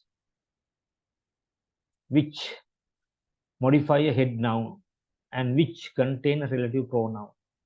The kid who stole that bike needs help. Now study these sentences very carefully, and after that a bit analysis is given afterwards. The kid who stole that bike needs help. The bike which he stole wasn't worth 10 cents, or which could contain a relative pronoun. The kid that stole that bike needs help, question mark.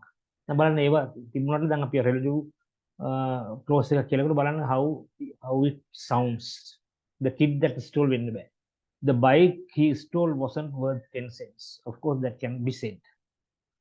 Okay, so there are certain kind of irregularities as well when you don't use that in the proper the proper way.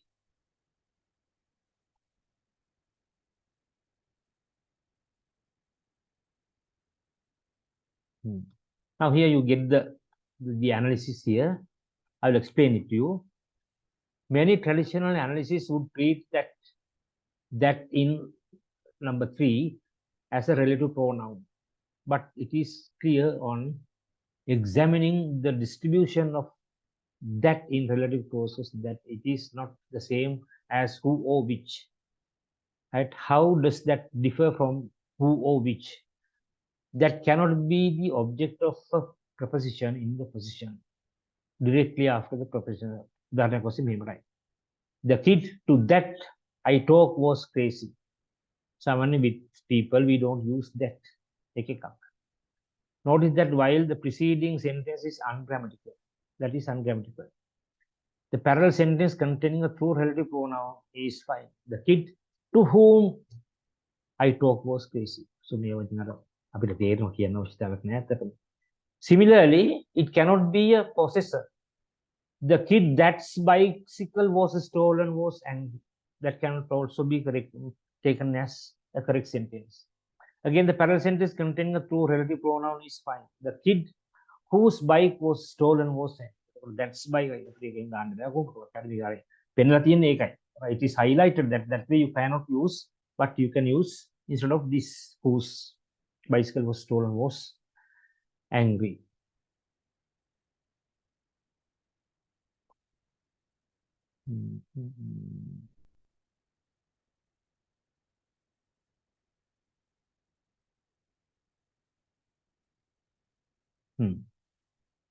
Now let's look at some other areas, restrictive and non-restrictive modification. We'll see what it is and see how we can distinguish between this restrictive and non-restrictive modification. Modifiers can be restrictive or non-restrictive. A restrictive modifier restricts or limits the meaning of the modified element. A non-restrictive modifier gives supplemental information. Non-restrictive modifier gives supplemental information about the modified element without restricting its meaning. Now here, look at these examples. My friend who lives in Chicago says that the city's museums are among the best. Example.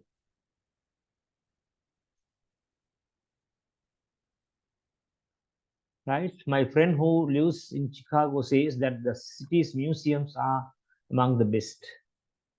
In the above sentence, the modifier who lives in Chicago restricts the meaning of friend. right? My කවුද ඔයාලා කියන්නේ? My friend who where does he live? He lives in Chicago. The person who lives in Chicago tells you that information, right? ඒක නිසා එතන අපිට ඒක සීමාවක් දක්වලා තියෙනවා. Meaning of friend. Which friend? The one who lives in Chicago.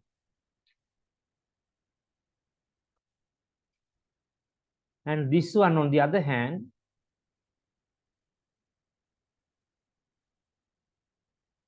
I use another color. My dearest friend who lives in Chicago. My dearest friend. I use some additional information. Use supplemental information.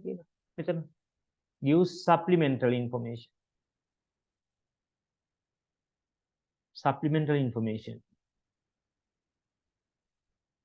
My dearest friend who lives in Chicago says that the city's museum is among the best. In the above sentence, the modifying clause who lives in Chicago doesn't restrict the identity of the modified element, dearest friend, but gives more information about the friend, namely that my friend lives in Chicago modifier is not restricted. You can say make a restrict to lana make it oda වැඩිපුර දීලා ගිහිල්ලා තියෙන නිසා it's they say according to this definition it is non restrictive. I'll give you some more examples.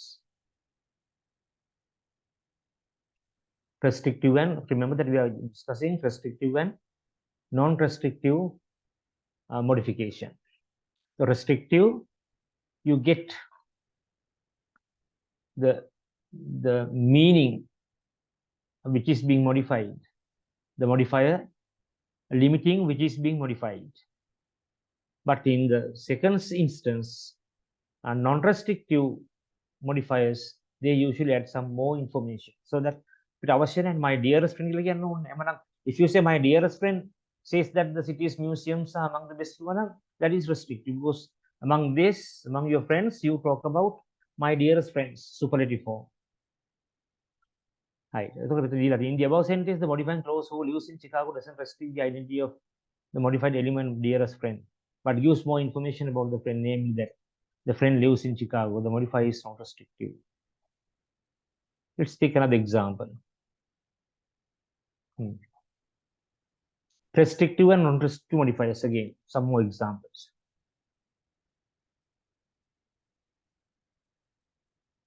My friend who has moved to London called last night. Similar to what we said earlier. My friend who lives in Chicago. My friend who has moved to London called last night. Right? Last night London nobody else but the person who went to London last night. Right. I have several friends. One of them has moved to London. So here we say that I have several friends and one of them has moved to London and he called me last night. Restrictive. No more information other than that. But if you say this way, Peter, who has moved to London, called me last night. That becomes non-restrictive. Then I Peter right? Peter called me last night. Peter who went to London last night called me. Right? Peter who has moved to London called me last night. But since there's one Peter, you did not say even who went to London or whatever. Right? You can say, right? My friend who has moved to London called me last night. So there's there is just one Peter, he has moved to London. So therefore that becomes non-restrictive. We'll look at another example.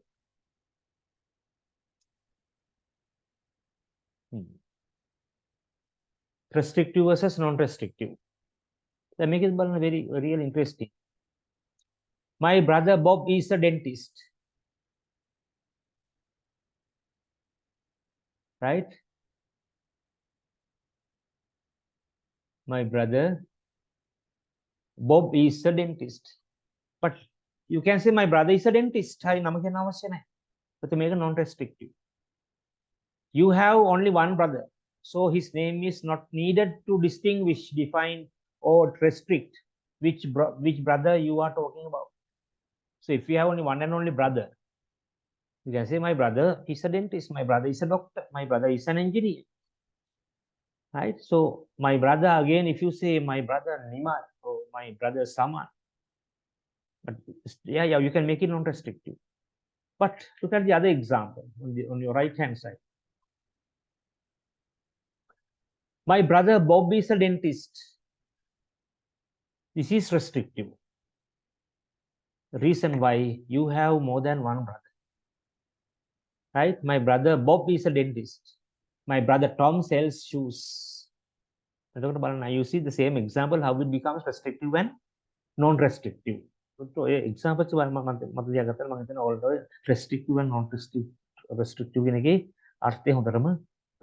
you have two or more brothers, so the name is needed to restrict or define. So there you have to mention the name, the youngest brother or the eldest brother, right? Whoever. So the name is needed to restrict or define or distinguish which brother you mean. So therefore, if you have one brother, no need to add additional information. You can simply say, right, my brother is a doctor.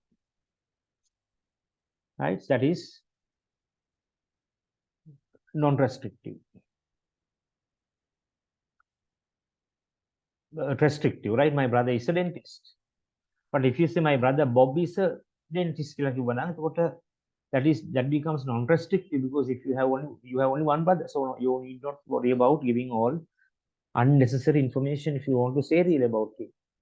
Likewise, so that again, on the other hand, if you have more than one brother, 2, 3 brothers, you can say my brother. Then there you have to restrict. That means define which brother that you are referring to. There you can say, right, my brother Sunimal is a computer software engineer. Right, my brother Sirimal is a teacher. Right, my brother Danuka is a businessman. So likewise, so all these are restrictive there, because now you have 3 brothers, you talk about 3 brothers in that way. So if you have one brother, you can simply say my brother is so and so, my brother is a dentist. That is enough. No need to add any other information.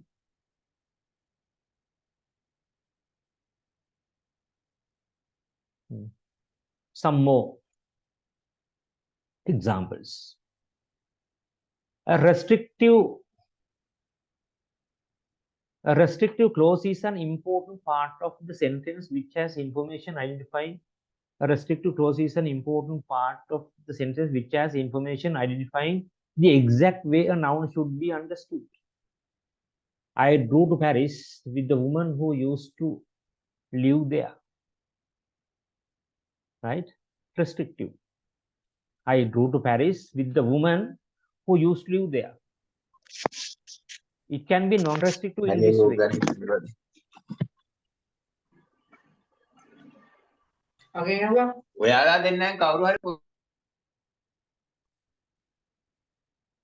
Naveen, can you hear me?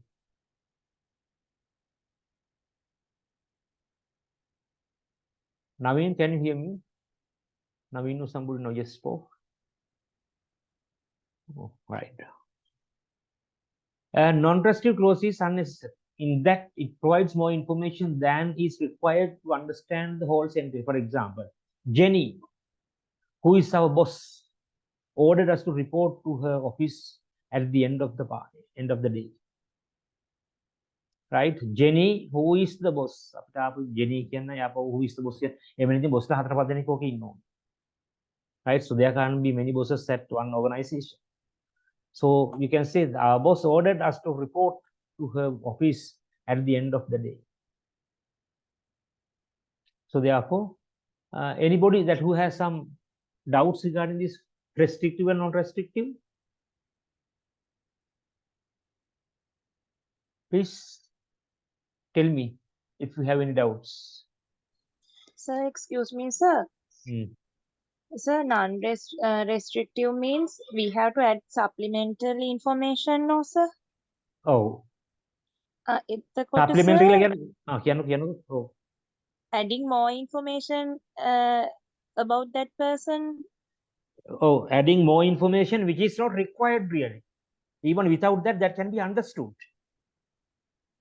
The best example I gave here is my brother. Now, you have you have only one brother. No, sir, that example is not clear for me. All the other examples are clear. The brother part I can't.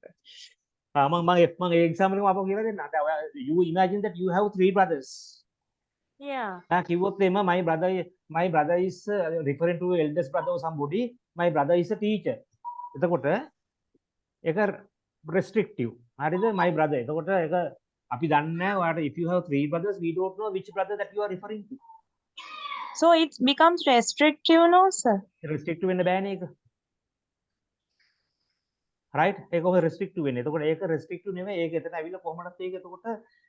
confusing. If you have 3 brothers, my brother is, you have to say, my brother, it becomes restrictive if you have only one brother. My brother is a dentist.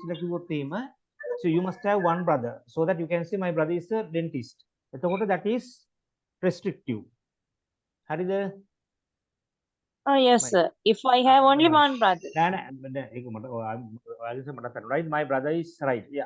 The method right. My brother is a dentist. One is restrictive. Right? But if you say my brother Bob is a dentist, one is non-restrictive.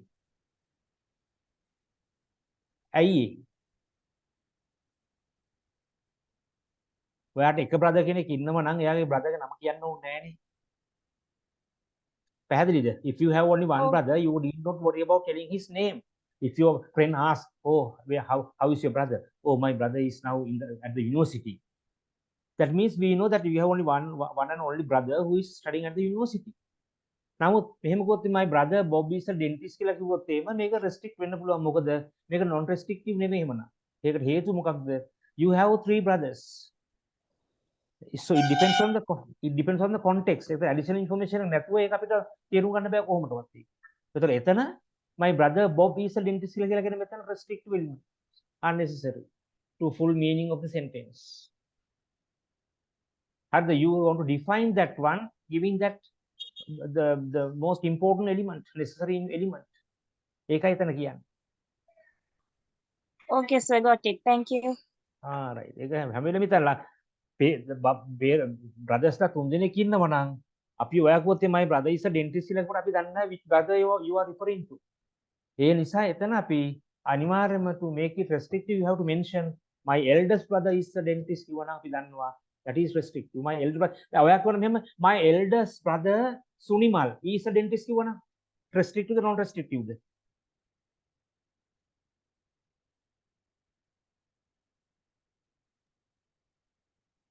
My eldest brother Ravi is a dentist. Mama කියන restrictive or non restrictive? Restrictive, sir. Restrictive. Restrictive. නෑ. දෙන්න නෑ ඔයගලන්ට. ඉතින් my eldest brother Ravi කියලා කිව්වා නම් නම There are කියන්න many ඕනේ. brothers. ඉතින් හරිනේ brothers ලාගෙන් මම කවුරු ගන්නද කියන්නේ eldest brother ගැන කියන්නේ. එතකොට We are talking about elder brother. No need to tell his name. Yes. no need to tell the name. Got it. තේරුනේ දැන් තමයි. හරිද? Understood? Yes, sir. Thank you, sir. ඒක තමයි කියන්නේ අර ඔය ටියුබ් ලයිට් එක පත්තු කරලා තියන් ස්විච් එක දාලාම දැන් පත්තු එතකොට යනකොට. හරිද? ඒක නිසා මත තියාගන්න my eldest brother is a dentist කිව්වොත් restrictive. Why? Eldest brother කිව්වොත් එක්කෙනා ඉන්නේ උතන වැඩි මහල් මොකද එක්කෙනා ඊට වඩා ඉන්න බෑනේ family එකේ. Yeah. හරිද? ඒ නිසා you can say my eldest brother is a dentist. My youngest brother is a teacher. Both sentences are restrictive. ඇයි? ඔයා කියන්නේ eldest brother dentist කෙනෙක් youngest brother. So youngest brother කොට ඊට වඩා වෙන කෙනෙක් ඉන්න බෑනේ. But if you say my eldest brother Sunimal is a dentist කිව්වනම් what is that? It becomes non-restrictive. Why? You add some additional information there unnecessarily. පැහැදිලිද madam?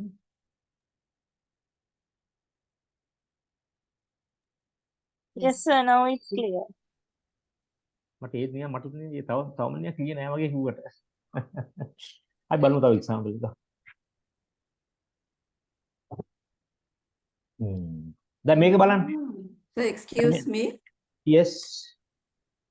non-restrictive clauses that we have to put 2 commas, isn't it? කමා ගැන මම මේ දීලා තියෙන මේ කමා දාලා තියෙනවා examples නෑනේ. මෙතන දාලා තියෙන my brother Bob is a dentist. My brother ඉතින් ඒක කමා වලින් වෙනස් කරන්නත් පුළුවන්. නම් කොහොම කරත් අර think of the idea. දැන් මෙතන වෙන්න ඕනේ ඇත්තටම කමා කොහොම වුණත් my eldest brothers දැන් මෙහෙම ගත්තොත් මම නිකම්ම ගත්තොත් බලන්න my brother is දැන් අපි තුන් දැන් අර ඉස්සලා කිව්වේ වගේම දැන් my brothers ලා 3 දෙනෙක් ඉන්නවා. දැන් එයා කිව්වොත් එimhe my brother is computer analyst කියලා කිව්වොත් එහෙම බැරි වෙලාවත් අපි දන්නේ නැහැ මෙයා කියන්නේ මේ මොන brotherද කියලා කියන්න දැන් අපි දන්නේ. Right? So make it to define which brother that you mean. එහෙමනම් අපි කියන්න ඕනේ my eldest brother is a computer analyst. එතකොට අපි දන්නවා my eldest brother is a computer analyst කියලා. එතකොට ඒක restrictive. හරිද? But if you say my eldest brother, comma, කවුද එතකොට my eldest comma ඕනේ නැහැ. Right? My eldest brother Suniman is a computer analyst. එතකොට මොකද වෙන්නේ? ආපහු my eldest brother කියනවා අරගෙන නමක් දාන. එතකොට name is additional there, not necessary. Understood? ඒ නිසා that becomes non-restrictive. දැන් මෙතන මේ example එක බලන්න. My brother Bob is a dentist. මෙතන restrictive element. එතකොට මෙතන you have two or more brothers, so the name is needed to restrict. name එක දුන්නොත් තමයි restrict වෙන්නේ. නැත්නම් අපි දන්නේ නැහැ මේ තුන් දෙනායි කවුරුද කියන්නේ කියලා. මෙතන පැහැදිලිව කියලා තියෙනනේ. Or define or distinguish which brother you mean. That is what I have been telling you repeatedly. පැහැදිලිද? Is it clear now? So shall we try another examples?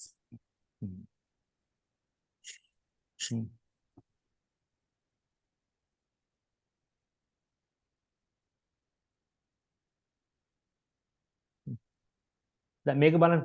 Look at this example which I explained to you earlier. My friend who has moved to London called last night. Restrict to the කියලා දාලා තියෙන වරන් ඇස්සේ. එතකොට my friend who has moved to London called last night. පැහැදිලිද? Yes. right. එතකොට ඒක restrictive කියලා දැන් මගේ යාළුවා කවුද ලන්ඩන් වලට ගියේ මට ඊරෑ කතා කරා. දෙවෙනි එකේ කියනවා right, I have several friends, one of them has moved to London, my friend. එතකොට කෙනෙක් ගිහලා තියෙන ඕන ඊගාවට කියනවා Peter who has moved to London called me last night. So no need to mention the moving. Yeah, so that I'm a Peter කියලා කියන්න ඕනේ නෑනේ. Right, my friend කියනකොට my friend Peter කිව්වනම් හරිද?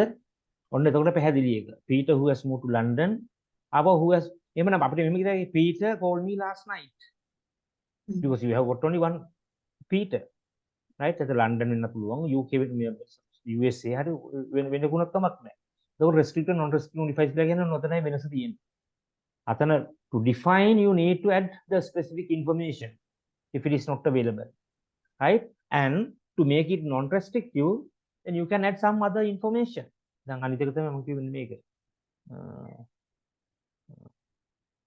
Right? මේක බලන්න try this one.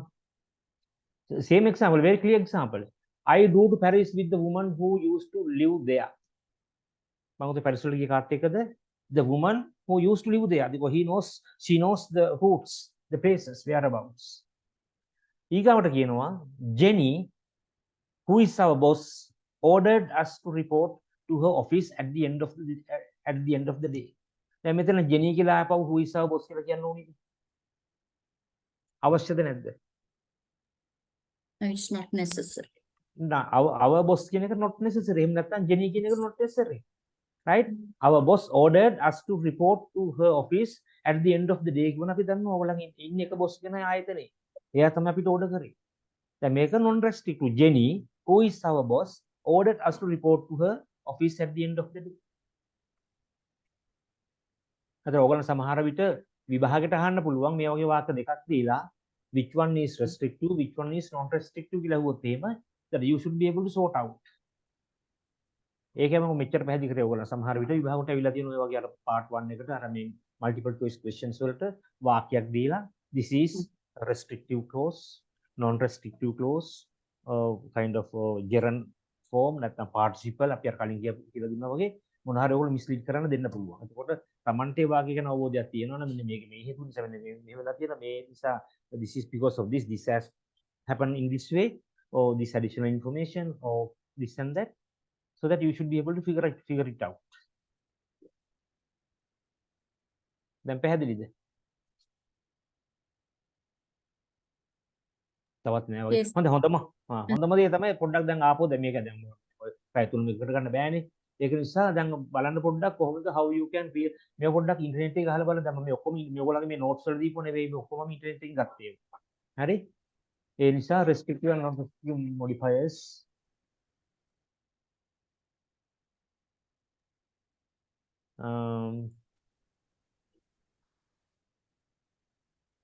right, group of words that modify nouns or pronouns may be essential to the meaning of a sentence and in identity which one does. I'm a definition of the groups of words that modify nouns or pronouns may be essential to the meaning of a sentence and in identity and in identify which one does restrictive. On the other hand, they may add information that while interesting is not necessary to know which one therefore non-restrictive. Article තමයි කියන්නේ. බලන්න restrictive non-restrictive ආපහු බලන්න මේකේ. Same sentence, right? All students who fail the exam must be tested tomorrow. All students who fail the exam must be retested tomorrow. Only students who fail the exam must be retested. So all students who fail, right? All students who fail the exam must be retested tomorrow. That means only students who fail. බලන්න මෙතන ඒ වාක්‍යයෙන් බලන්න non-restrictive වෙලා තියෙන්නේ කොහොමද කියලා. All students, comma, who fail the exam must be treated tomorrow. Right? So, non-restrictive වෙලා තියෙනවා. මොකද all students fail the exam and must be restricted. There may be so different examples, right? Participle clause දැන්. ඔන්න ඔය ආකාර restrictive non-restrictive ඔය නිකන් අර එකක් තමයි additional information එකත් එක්ක එනකොට non-restrictive වෙනවා. හරියට මේ අදාළ තොරතුරු විතරක් දෙනවා නම් එච්චරයි මතක තියාගන්න. That's all you have to remember. Right? If you get some name with some additional information ඔය එක උදාහරණයක් මතක තියාගන්නකො. Right? හොඳම දේ තමයි you have one brother, right? You can say, right, my brother is a dentist. That is restrictive. And if you say, if you address the same person, right, my brother Nimal is a dentist. That is non-restrictive. Why? එකම brother ඉන්නවනම් ආපු එක නම කියන්න ඕනේ නැහැ. ඔය එක උදාහරණයක් මතක තියාගන්න ඊට. ඊට පස්සේ you can analyze that one. You can, because of this and because of that, this is restrictive and this is non-restrictive. Picture. Picture දෙයක් නෙවෙයි. As teachers, you all can really understand what it is.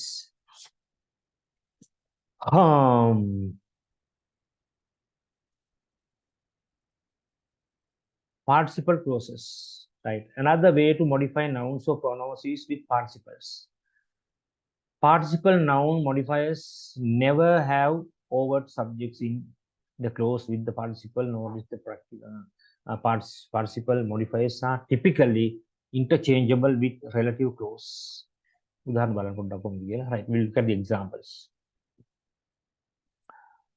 P1 while in P2 and the finite relative clause serves the same function and conveys the same meaning. The lock hanging from the box was attacked with the hammer. The lock hanging from the box was attacked with the hammer. The lock which was hanging from the box was attacked with the hammer. අපි සාමාන්‍යයෙන් ගොඩක් වෙලාවට දානකොට the lock hanging from the box was attacked.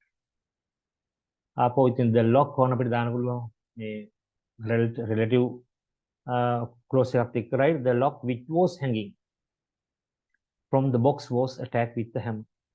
Similarly, in 3, the ed participle clause modifies Charlie, non-restrictive, while in P, the finite relative clause modifies Charlie and provides the same information. Again, බලන්න.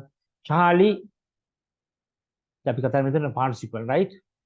Charlie, comma, abandoned by his girlfriend, comma, wept bitterly or constantly. Now you see this past participle දීලා තියෙන මෙතන, right? මම underline කරලා තියෙන ඒ කොටස. Charlie, abandoned by his girlfriend, wept constantly. Right? Charlie, who was abandoned by his girlfriend, wept constantly. Either way you can write, but still this is easier. ගොඩක් ඔය පත්තරවල එහෙම තියෙන මේ වගේ දේ. You find this one. This participle clause. Charlie, right? අපි ගත්තොත් දැන් Russia and the other country that war situation එක තියෙන්නේ. Ukraine, right? Ukraine either. Right? Ukraine destroyed by shells, right? Destroyed by shell attacks, right? Remain, right? Devastatingly. Other than just using a lot of words, you can save space and you can leave, maintain this word limit. So lot of chances you can find. ED participle clause modifies. Make a ing form making, make a ED.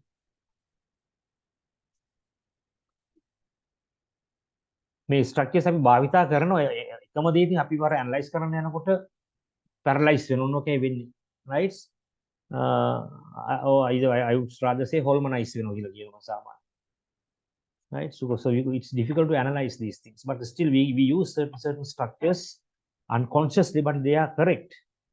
But when it comes to the analyzing this clause එකයි මේ clause එක කියනකොට ඔක්කොම clause කරලා දාන්න නිකන් ඉන්නේ. Right? Or I too feel so. I don't know whether you also feel the same thing.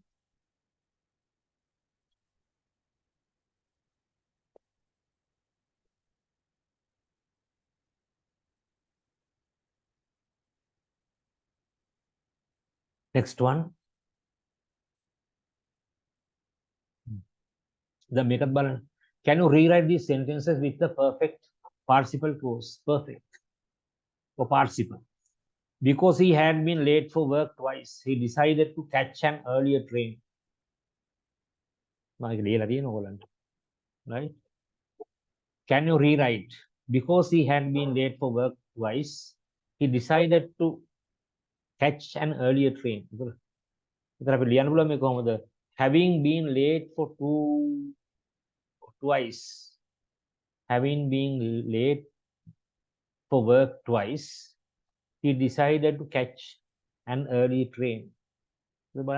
Having been late. Perfect participle. Having been late. After he had completed the marathon, he went home and rested for what was left of the day. So instead we can say having completed the marathon. After he had completed the marathon, having completed the marathon, right? He went home and rested for what was left of the day. So some certain sentences. We talk about expressions.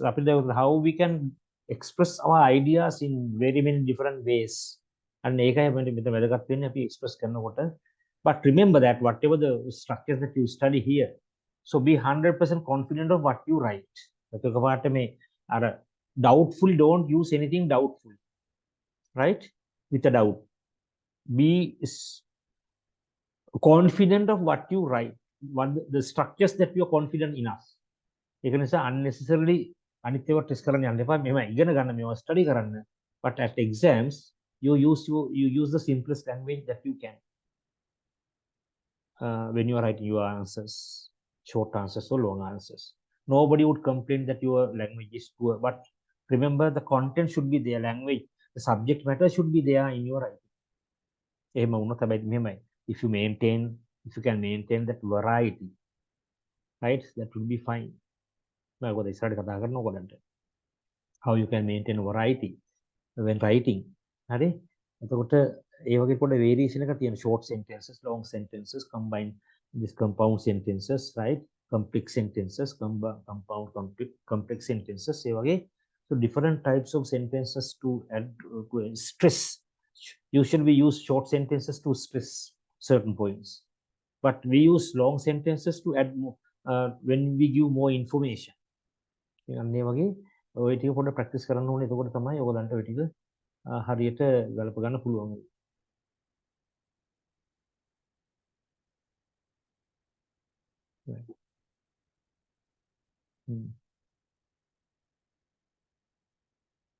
Examples of infinitive phrases. දැන් කීපයක් දාලා තියෙන මේවනේ පොඩ්ඩක් බලාගන්න මම දාලා තියෙනවා ඔයගලන්ට. To exercise every day is a good habit. එතකොට අපි ඉගෙන ගත්තා එළිය that's a to infinitive, right? Bare infinitive. ඒ වගේ අපි ඉගෙන ගත්තානේ. දැන් මෙතන දාලා තියෙන to infinitive. To exercise every day is a good habit. To exercise is the infinitive. Every is the modifier of the object day. Function as a noun. I was relieved to finish my work. To finish is the infinitive. My is the modifier, right? Project is the project function as an adjective there, right? My project.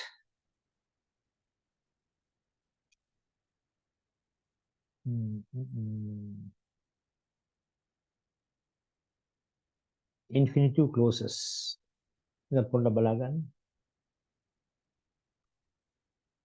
A somewhat less frequent form used to modify nouns is an infinitive clauses. The food for the children to eat at the party is here, right? Infinitive. The food for the children to eat. Just this chapter to read for Friday is 90. I will highlight these things, right? I gave the students a new assignment to have completed.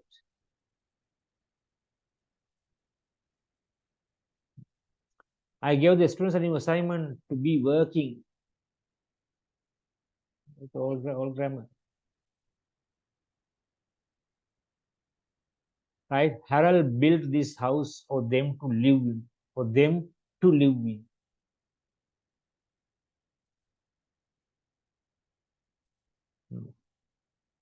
So this is how you can use this infinitive clauses at right different places in the sentence, right?